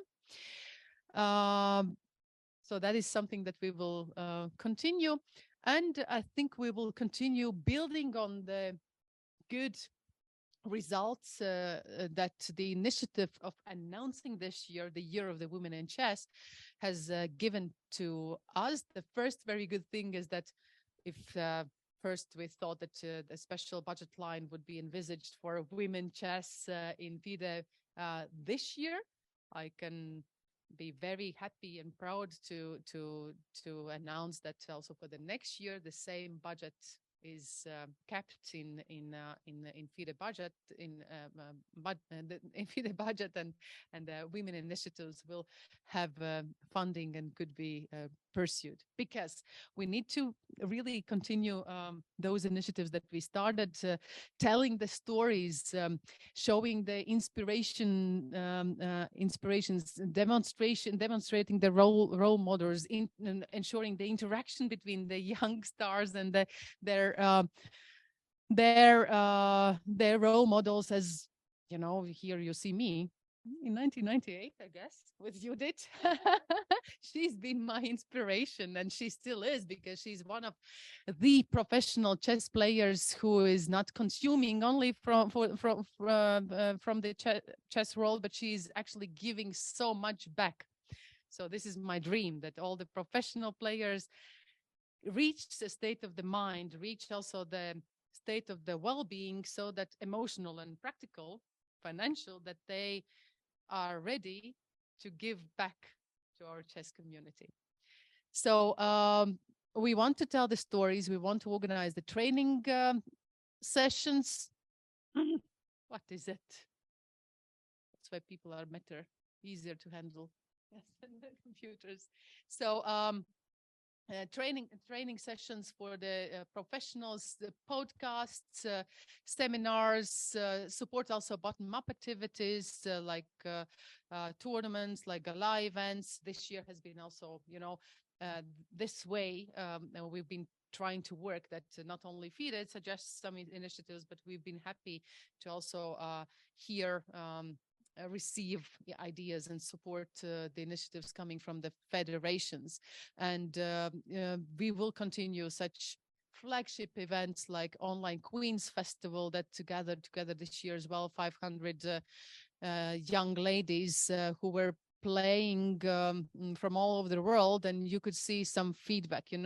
If such event could get back a lady who had quit chess and being too busy with all the everyday duties, made a decision, played this tournament, and now continues to go in for chess, that's really heartwarming. Yes. Or if our men, our colleagues appreciate how important such initiatives are, where we not only train them chess, give them the chess lessons and allow them to play, but also provide series of life skills seminars, like how to balance your working and family time, how to improve your mental health, how to cope with stress situations. Time management is one of the ones that we all struggle with. Yes, so this kind of training that not only chess players would need, but any kind of any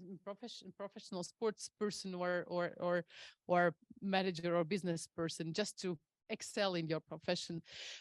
We organized this year also the Queen's Pavilion in Olympiad in Chennai. We took the chance that there is a physical presence of all the federations, of all the policy makers, of representatives from each and every federation, because we wanted the message to be delivered. And sometimes, the virtual world is really good, but if you can touch the things, if you can see them, smell them, you better perceive them. Yes. And I hope that many of the decision makers who went home afterwards felt impressed by the projects we carry out, felt impressed by the stories they heard, and got more motivated to support their ladies and their well-being.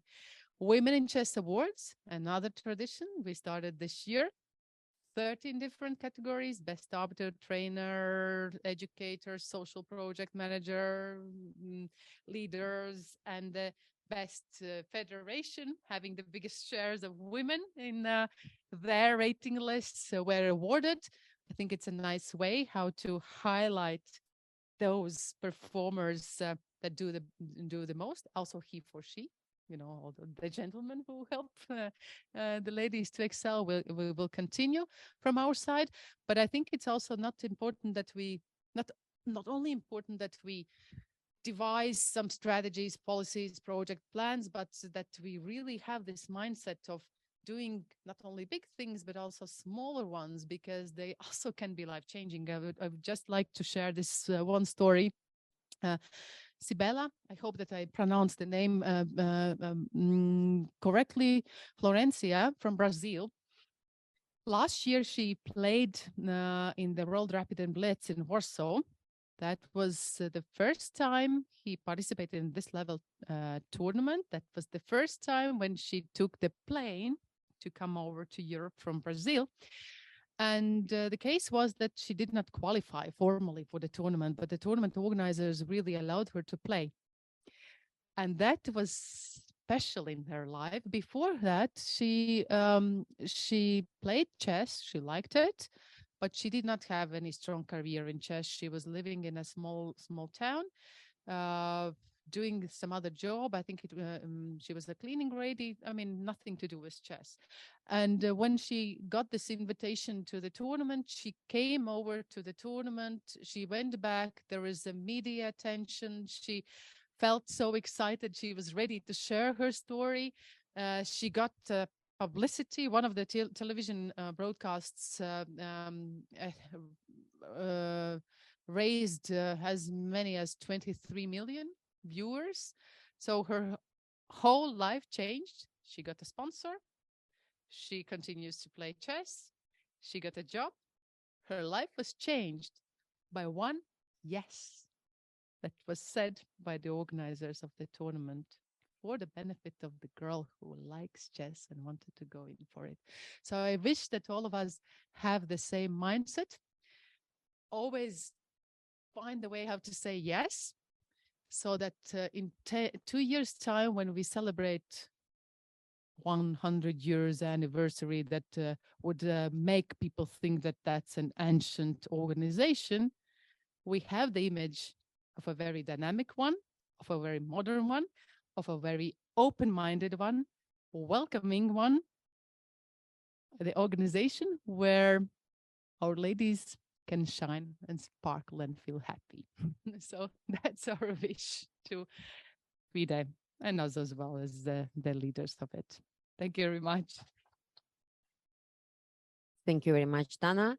So now I have the hardest job in my life, because, you know, after Dana's presentation, always difficult to add something more, because actually she you know, introduced our women chess and all aspects that what was done by FIDE and what we actually planning. So I will be short with my presentation, and as Dana mentioned already, the chess, it's a safe space for the ladies and girls in our world. Okay, my name is Anastasia Sorokina, and I'm a leader of FIDE Social Project and the new appointed chairperson of FIDE Women Commission. So as Dana again mentioned already, one of the main projects that I did together with FIDE on time when I was a leader of the social project, it was a girls club in Kakuma, Chess of Protection. We have Anastasia Karlovich, who will speak later about this project, but I want to say that I'm really proud about this one, because we started this project with only one school first, and we wasn't sure how it will go. but at the end of the year, we have already 3 schools participating in refugee camp in Kakuma, and it's about 120 or even more girls participating in this program. So they getting lessons with our professional chess coaches, Anastasia Karlovich, grandmaster, and Salome Melia, international master from Georgia. At the same time, girls has their local teacher who is teaching chess during the week. Oops, wait, sorry. Also, how we combine social aspect and the women in chess. We organized the first FIDE and Chess Kitten rated girls only tournament. It was a tournament online for girls who either never play chess, or they just like chess, or they watched the Queen's Gambit movie. And we was very surprised, tell you the truth, about the numbers that we reached, because almost 300 girls all over the world, more than 69 countries participate in this event. And it was not only the tournament, but also we organized a meeting with the role models. Dana briefly told about this. It's role models in chess. It's very, very important. And we have some special guests who was a professional chess players and become a politician, as Dana, as a chess journalist, as Anastasia. We had one singer, Yuga. She likes chess, but at the same time, you know, she is a professional singer. And we have also Katie. She is a streamer and journalist. Now it's very, very famous profession to be a streamer or blogger, you know. So those ladies really inspire our girls to play chess. And also, you know, after such a tournaments, we saw that it's okay. It's a huge number of the girls who is participating in this event, and we decide we will continue, have a second edition, and maybe it will become an early event.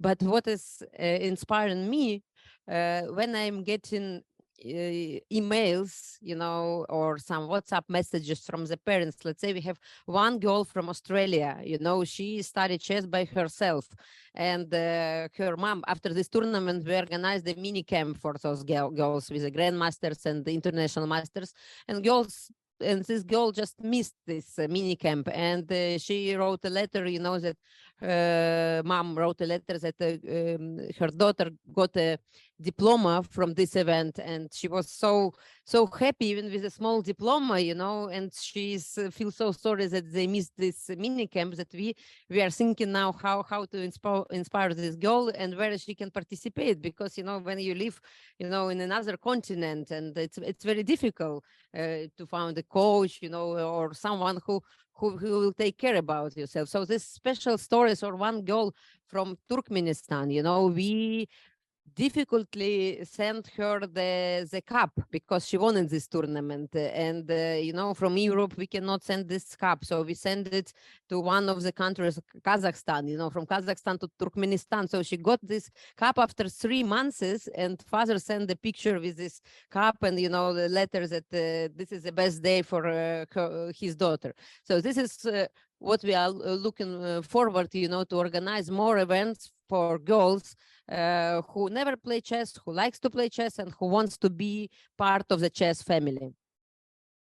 And as I said, and Dana mentioned already, role models are very, very important for the girls. So here you can see our female role models. As I mentioned already, Yuga, famous singer, chess conceptual artist, Dana Reznic, also a Latvian chess player and politician. And now here it's her old position. Now she is a deputy chair of management board. Anastasia Karlovich, Ukrainian chess journalist and chess player, grandmaster as well. And here you can see Victoria Chmeliti. She is Lithuanian politician and chess player who is currently the speaker of the Seims. Myself, I'm why I put myself here, because, you know, out of chess, you know, like I learned many professions. When I was 21, one, I understood that I cannot be a world champion. And this was my dream, you know, to be a world champion. So I decided, okay, I will be a professional chess coach. I moved to Australia that young age, you know, because I want to be a professional chess coach.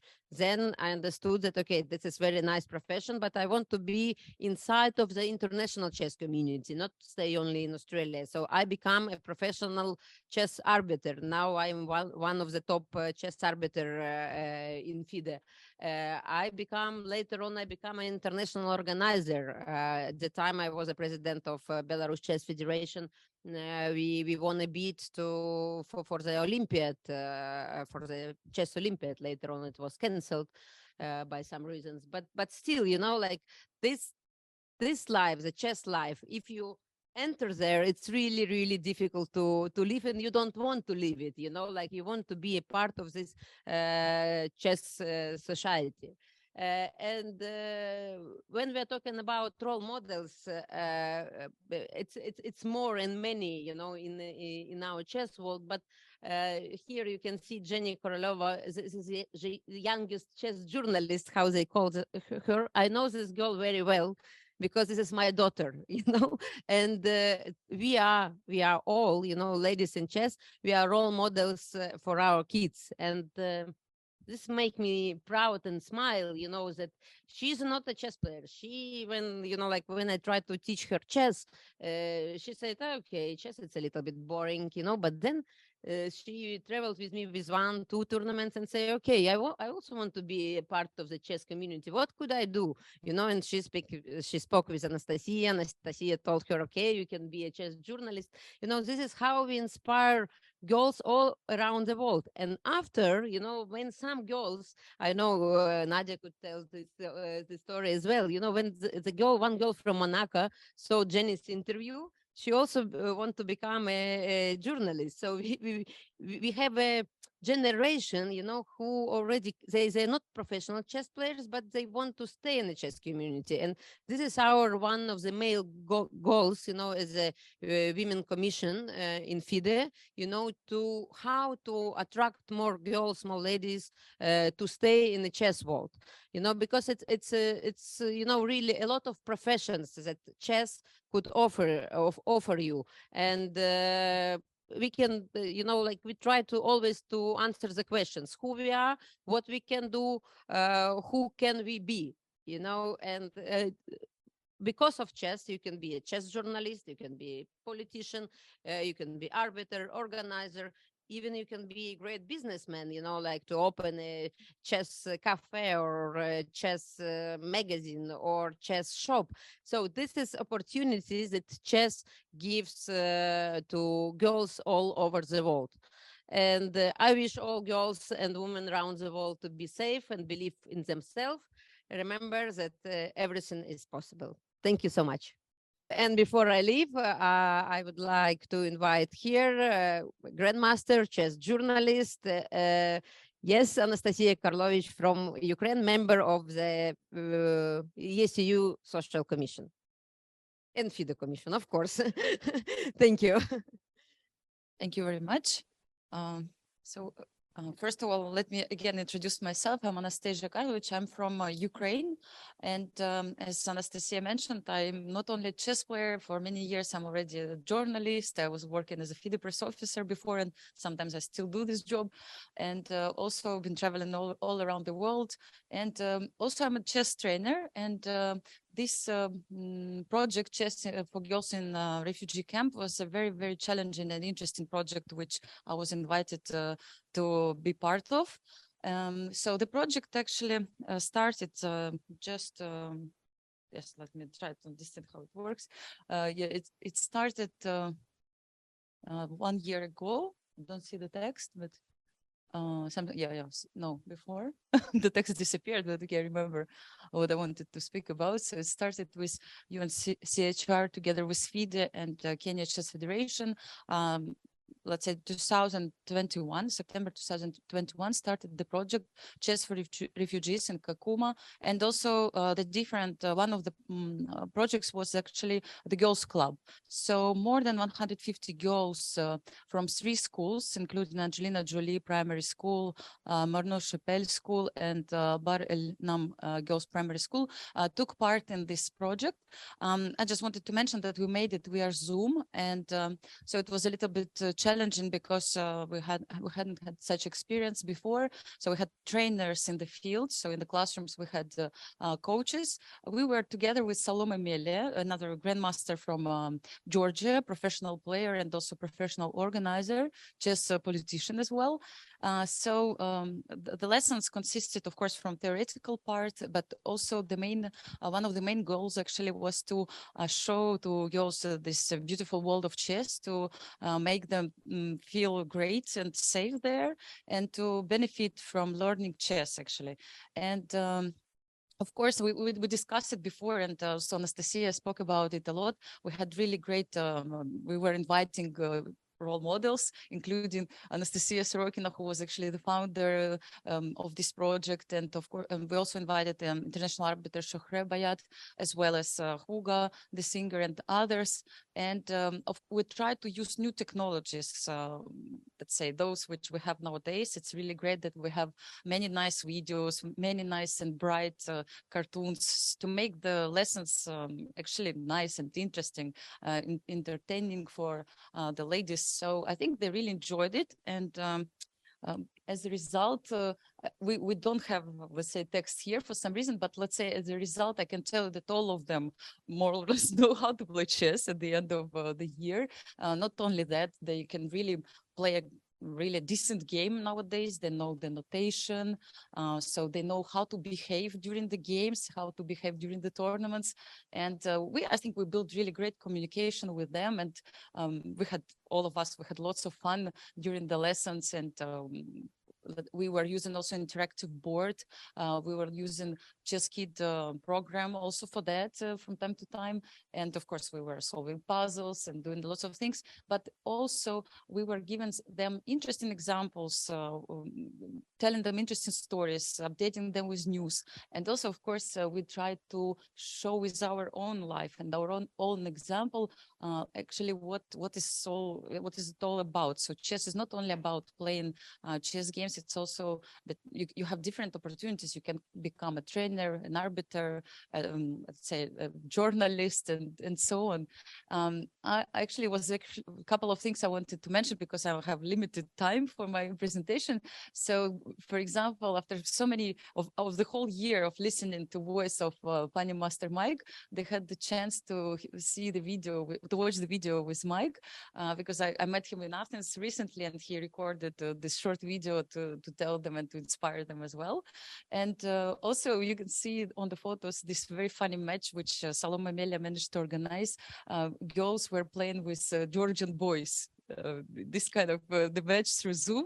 So they played a real chess game, and actually we had this tradition that every girl, to have a little bit personal experience. So every girl would come and make one move, then another one. Sometimes they would, of course, discuss the move with each other, but I think it was really great opportunity for them also to have this chance to play with kids from different country and feel how it is to be united with chess. I want to say that as a result of this year of experience I mean, after 1 year of lessons online, we got this really great opportunity to write the program for chess program for refugees. Actually, it's mostly for the trainers who would have this chance to teach refugees. And so we have done it together with Shohreh Bayat and Martina Skogwal, FIDE master from Germany, and Shohreh Bayat, international arbiter, and also trainer. And the idea of this program was not only to, once again, to focus on chess itself, the theory of chess, but also to help, let's say, it was actually, the idea is to show them that they can have an excellent hobby and build important skills. It was the aim of the program. So apart from the entertainment and socialization, they could also learn how to make their own decisions and take responsibility for them, learn how to correct mistakes if necessary, improve memory skills. But what is very important for me, that they also can recover self-respect, self-esteem, and self-confidence. And this is what I try to focus a lot during this program. We tried with Salome not to put extra stress to girls. We actually tried to encourage them, to tell them that they're doing really great. And every time they try to solve any puzzle, we would really, we were happy for them, and we were applauding, even all of us from time to time, to make them feel that they can do it, they can play chess, they can solve something. And I think it also paid back very well. I also want to, we were discussing about future chess journalists, and actually there is one girl in Kakuma who wants to become a chess journalist. I'm very proud of it. I mean, probably she was inspired with all the stories we were talking about during this year. And at the last lesson of the program, because the program just finished 1 week ago, the second part of the program, so she came to the Zoom call, and on behalf of all girls from the Angelina Jolie School, she thanked FIDE and UNCHR and all of us, all people who were behind the scenes, for this opportunity to learn chess, and from all the girls. And they really hope that the program will continue, even though, let's say, they know that it's finishing, but they really want it to be continued, because they said that for them, these lessons were really joy, and they really would like to play chess in the future, and it's part of their daily life nowadays. So we all know that now they participate in some chess events which are organized in the camp in Kakuma, and they play against each other, they help each other, and that's what we were also focusing on. We were telling them that those who know the topic better should always help those who don't know it yet. And so just a funny photo of me and Salome Mele after 1 year of traveling around the world. We met in India during the World Chess Olympiad, the two trainers, and we took this photo for our girls to show them that from time to time we meet and we're friends. Chess united us too. So we hope the project will continue in 2023, and actually I heard good news from Dana that we will continue this project, and I think it's really great for our girls in Kakuma, who were our inspiration of this year, and also inspiration for our program. It's really important the program for refugees can be used hopefully in other projects. You can find it online on FIDE website. If you just put words like refugee program of FIDE, you will find it very easily, and you can use it, of course, in your daily trainings. So thank you very much for your attention. Thanks to everybody who was behind this project. I was really glad to be part of it. It really changed my life and my attitude, especially with the whole situation which also Ukraine is going through. Thank you for your attention. Thank you, Anastasia. Very interesting, impressive. So we are switching now to India with Mr. Kante from Indian Oil. It's a great opportunity to meet him.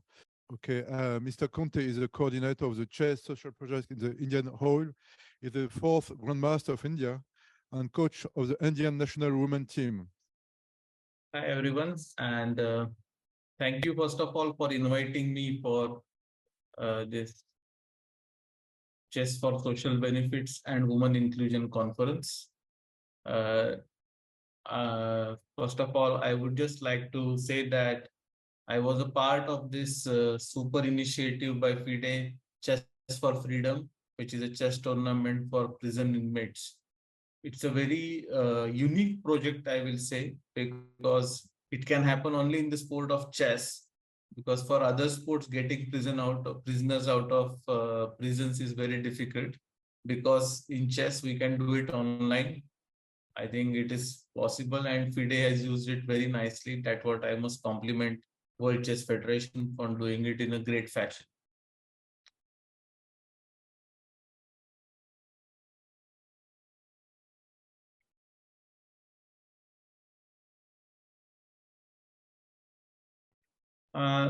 So in India, when we decided to start this program, we got the support from the Indian Oil Corporation Limited. It's an oil company, which is the biggest oil company from India.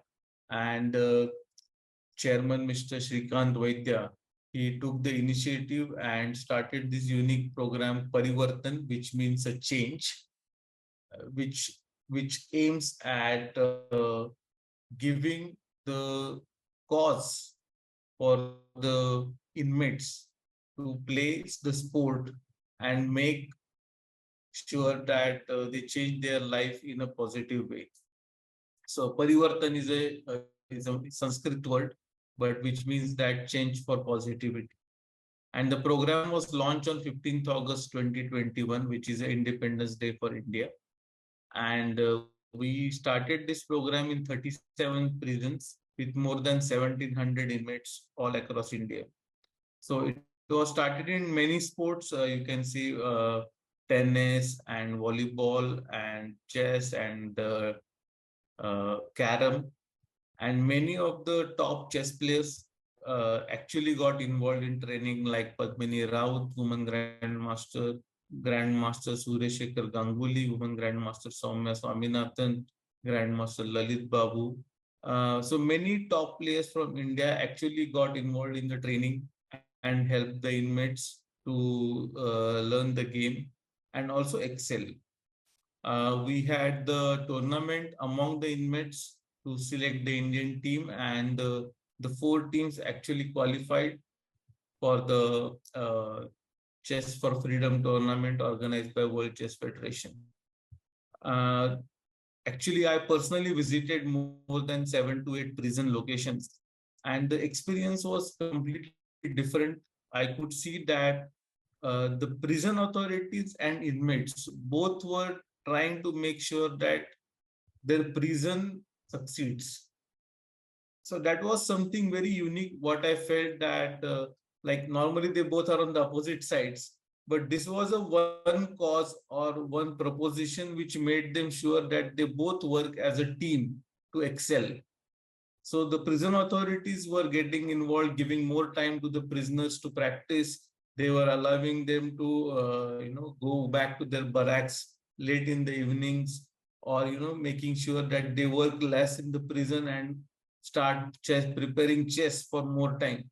So all these extra facilities made sure prisoners feel that they are special, they are doing something different, which is making the prison authorities proud, the prison proud, the country proud, which is a very rare moment in their lives.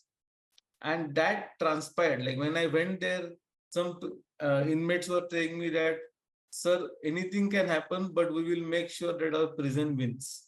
So that kind of commitment, dedication, confidence, it was possible only because of inclusion of sport in their life, and which has given them a new direction. That's what I felt.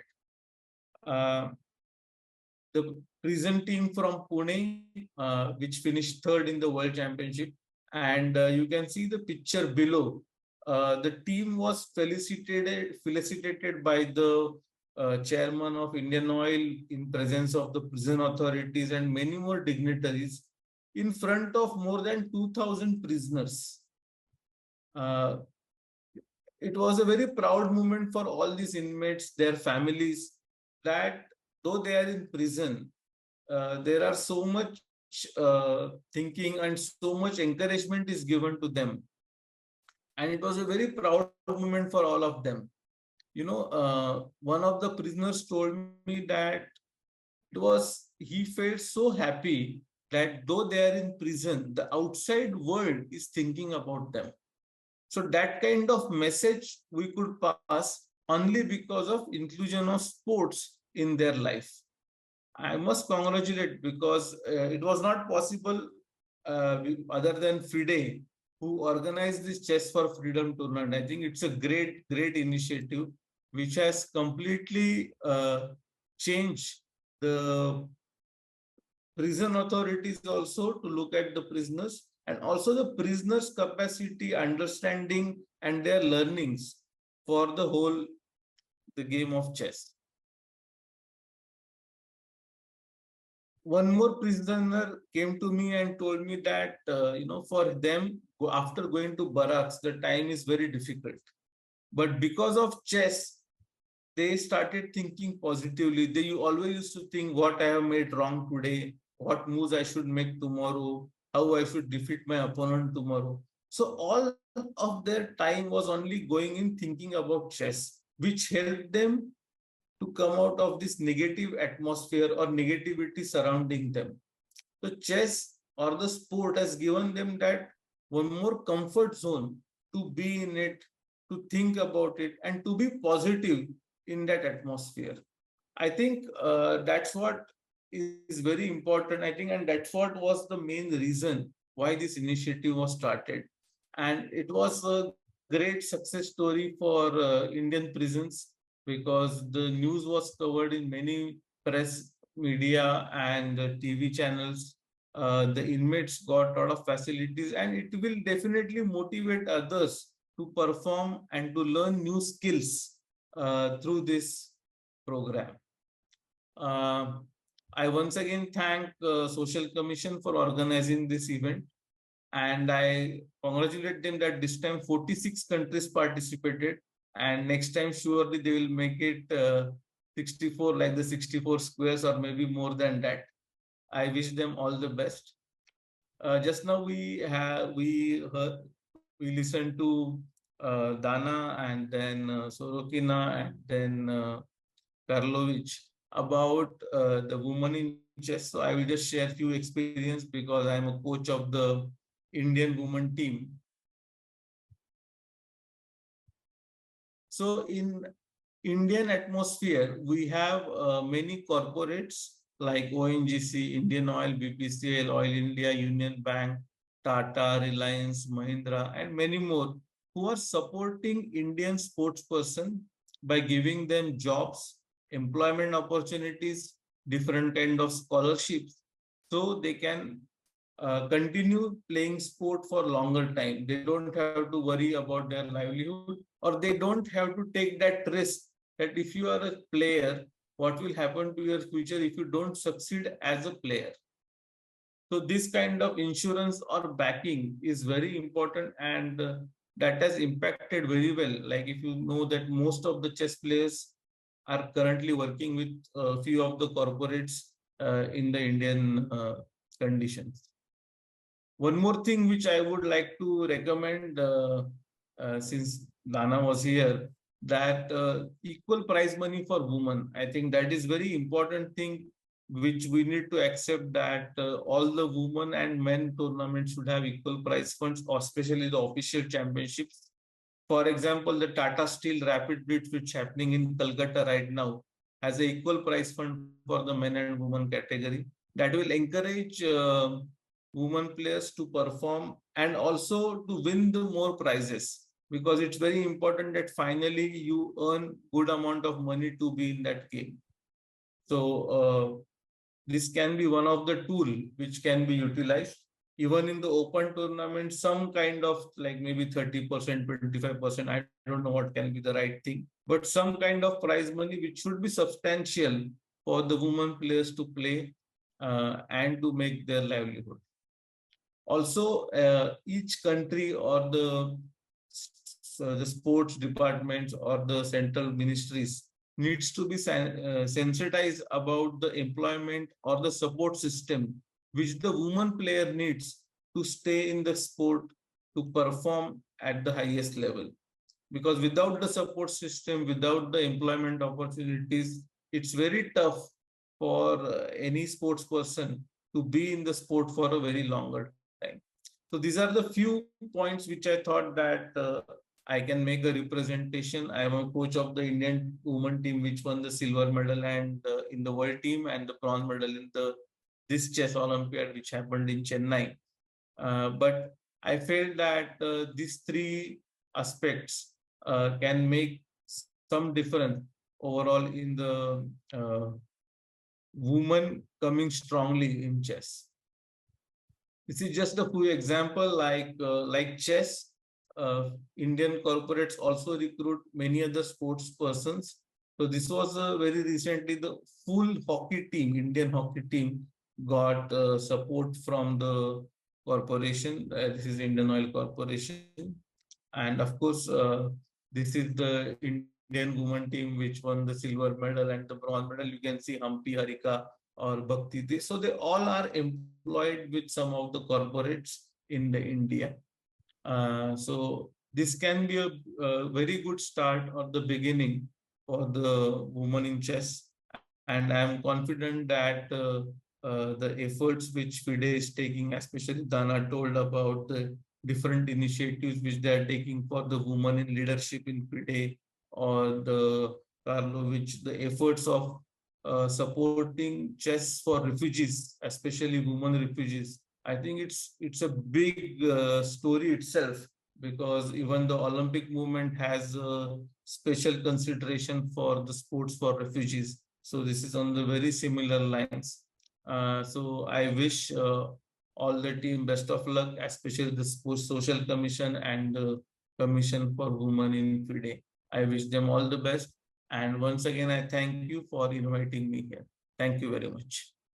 Thank you, Mr. Conte. That's a big honor to have you and to have the support of corporate Indian firms like that. It's very important. Okay, so I hope that we will continue on this support all over the world, and thank you for your involvement. So you know, we will have the presentation from someone from the French Social Health and Disability Commission in France. Our commission is supported by Éloi Rollange, our president there, and in the French commission, we've got 40% of inmates are women and 60 are male, and one of the most dynamic and innovative members are women, and especially Virginie Dubois. She is in charge of the project Second Brain. Hi everyone, I'm delighted and honored to be with you for this great event.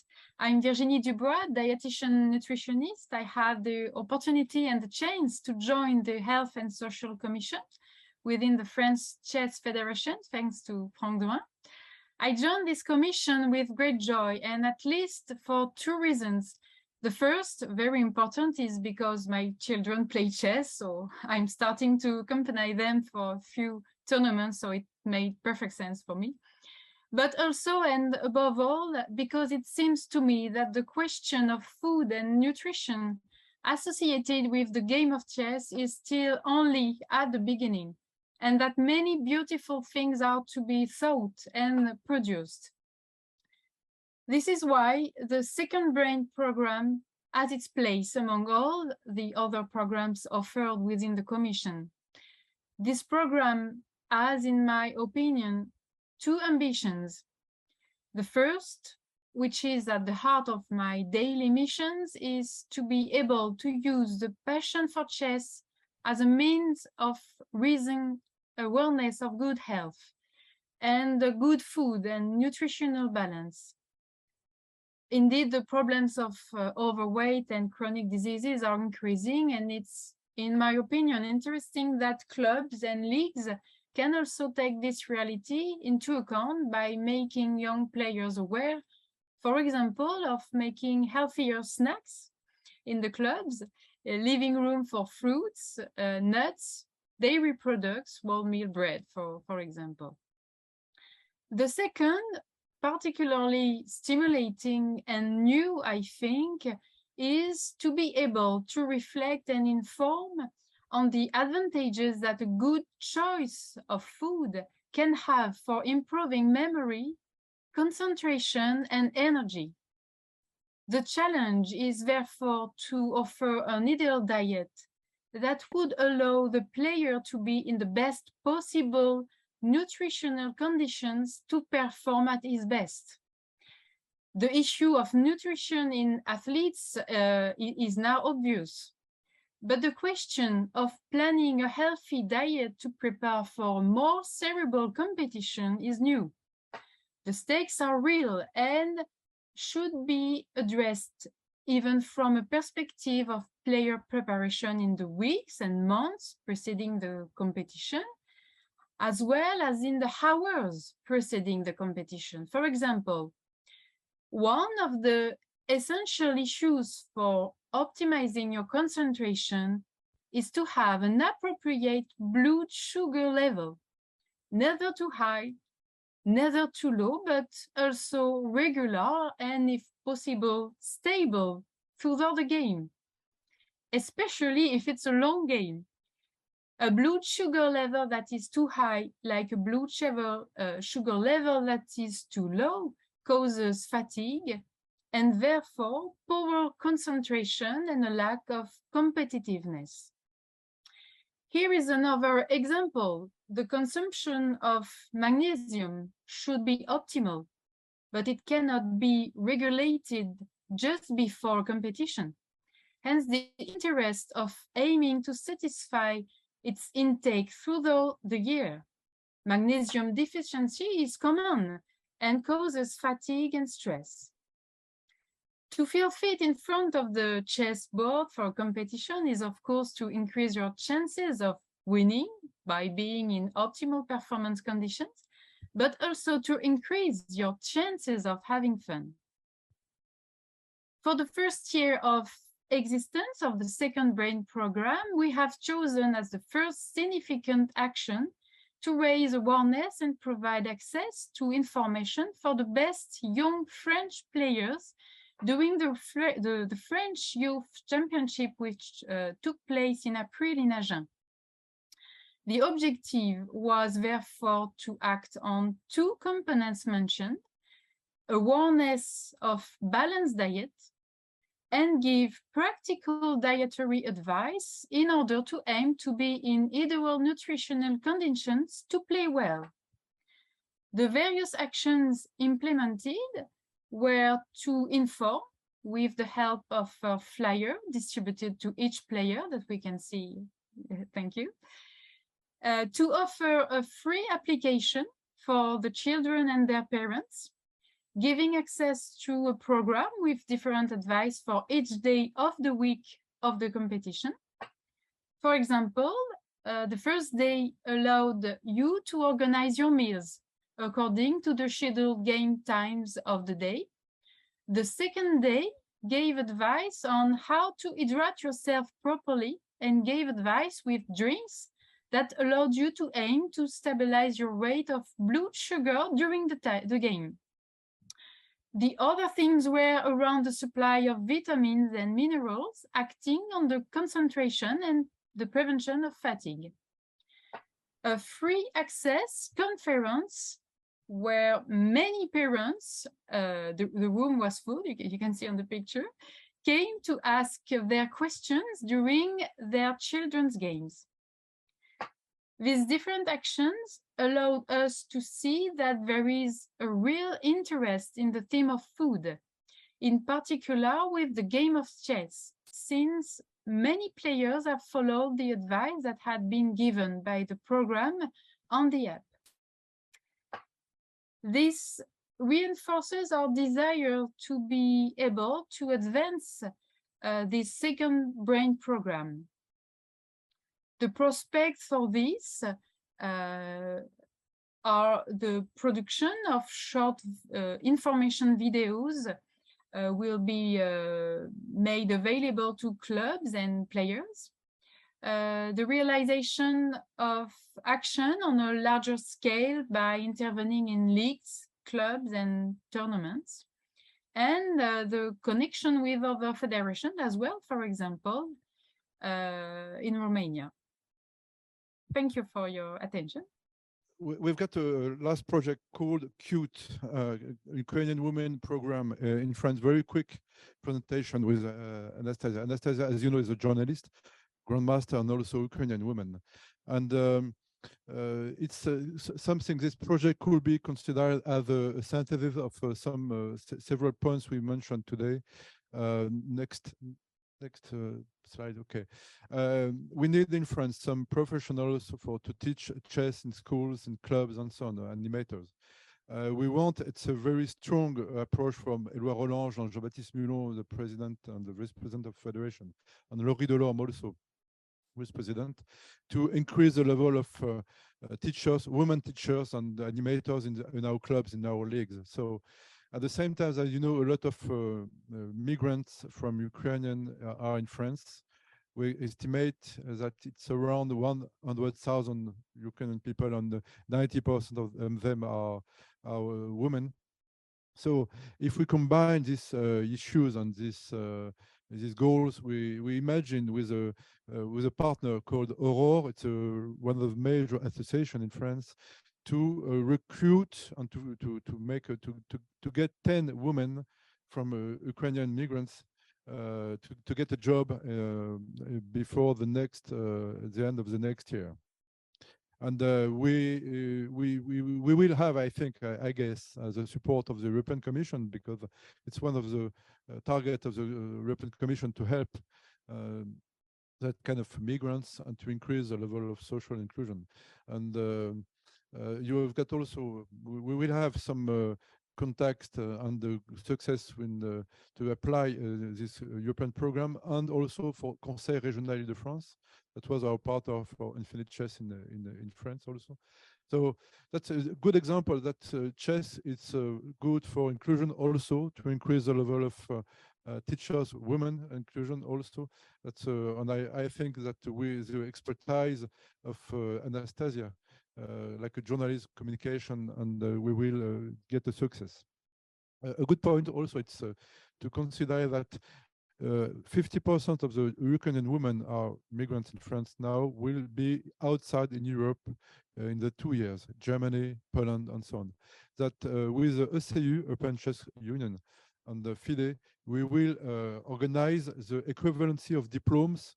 If they get a job and diploma in France, they could be also teachers in Germany, in Poland, and in Europe, of course. That's why it's an European program. I think it's a really great initiative, and I'm sure we'll find many women from Ukrainian women refugees who actually have some basic knowledge of chess, and will really would like to teach kids in chess clubs and in schools. So I think it's really great to give them this opportunity. Thank you so much, Frank, for trying to push this project forward. Anastasia is also the European Commission, Social Commission, and the FIDE Commission. So we'll work together on that kind of programs. And with Aurel Poțeu, here from Romania, living in Brussels, a member of my commission in Europe. Okay, so that was our last project presented.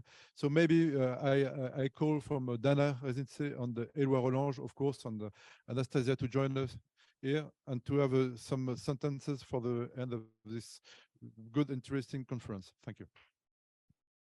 So yes, Frank, ladies, gentlemen, all of those dear colleagues who are still there online, thank you for spending so much time with us. I hope that the contents you heard was as interesting to you as it seemed to be for me. I think it was very practical, very useful. It demonstrates the progress that we have achieved all together over the, I would say, 1.5 years' time. But it also gives the perspective further on, because we have built good grounds to expand. My feeling is that now it is the high time to get to the next level and expand our activities, not doing everything on our own, just FIDE and a few federations, but we should find the ways how to engage also other partners, other institutions, other supporters besides the chess world. So I do believe that we can do that, because now we have already had or prepared some reasonable track rate so that we can demonstrate the results. And I think it's very important. So we are ready already to touch the heart so that to move the brains. So with this, I would like to thank everyone who was engaged in organizing this conference. Frank, Éloi, all your colleagues here in the French Federation, Nadezhda, you, as always, backing up everything. Ladies speakers here on spot, and all the speakers who agreed to share your experiences and projects. Thank you very much. Your energy is highly appreciated and will be needed also furthermore. And I'm looking forward to working with you in the next year as well. FIDE has planned the funding for the development projects at the level of this year. We will be trying to get additional sponsorship and support and do more. But I think that we already have proved being able to do the maximum and great things, creating great stories and great projects with already this amount of resources, financial, time, and human resources. Human resources quite often compensating all of the rest. Thank you very much for such a support and great work.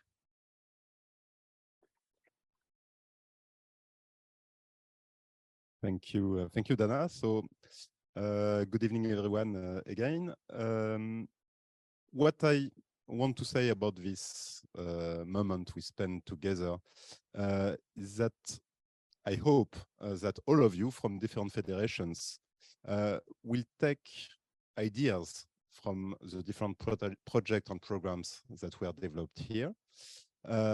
You will do it on your own federations with the help of FIDE. I'm sure FIDE will help, but also all together. I mean, federations can work also together. So you can contact everyone on each federation who has already experienced the program, share good practice, and as always, make it real. Just make this program concrete in your own countries. And this is very important. And mission of FIDE is to make it simple as well, simple for you. So good luck for the development of the programs. Thanks.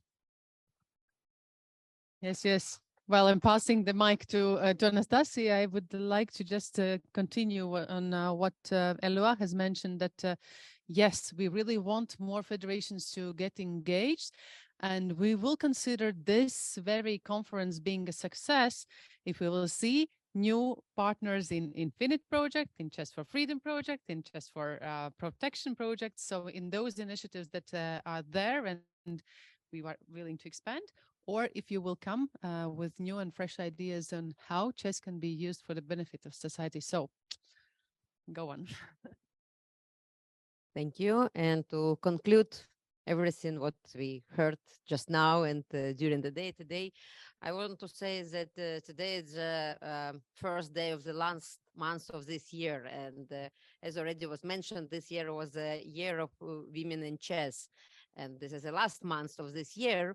But I'm sure that women in chess, it's never finishing.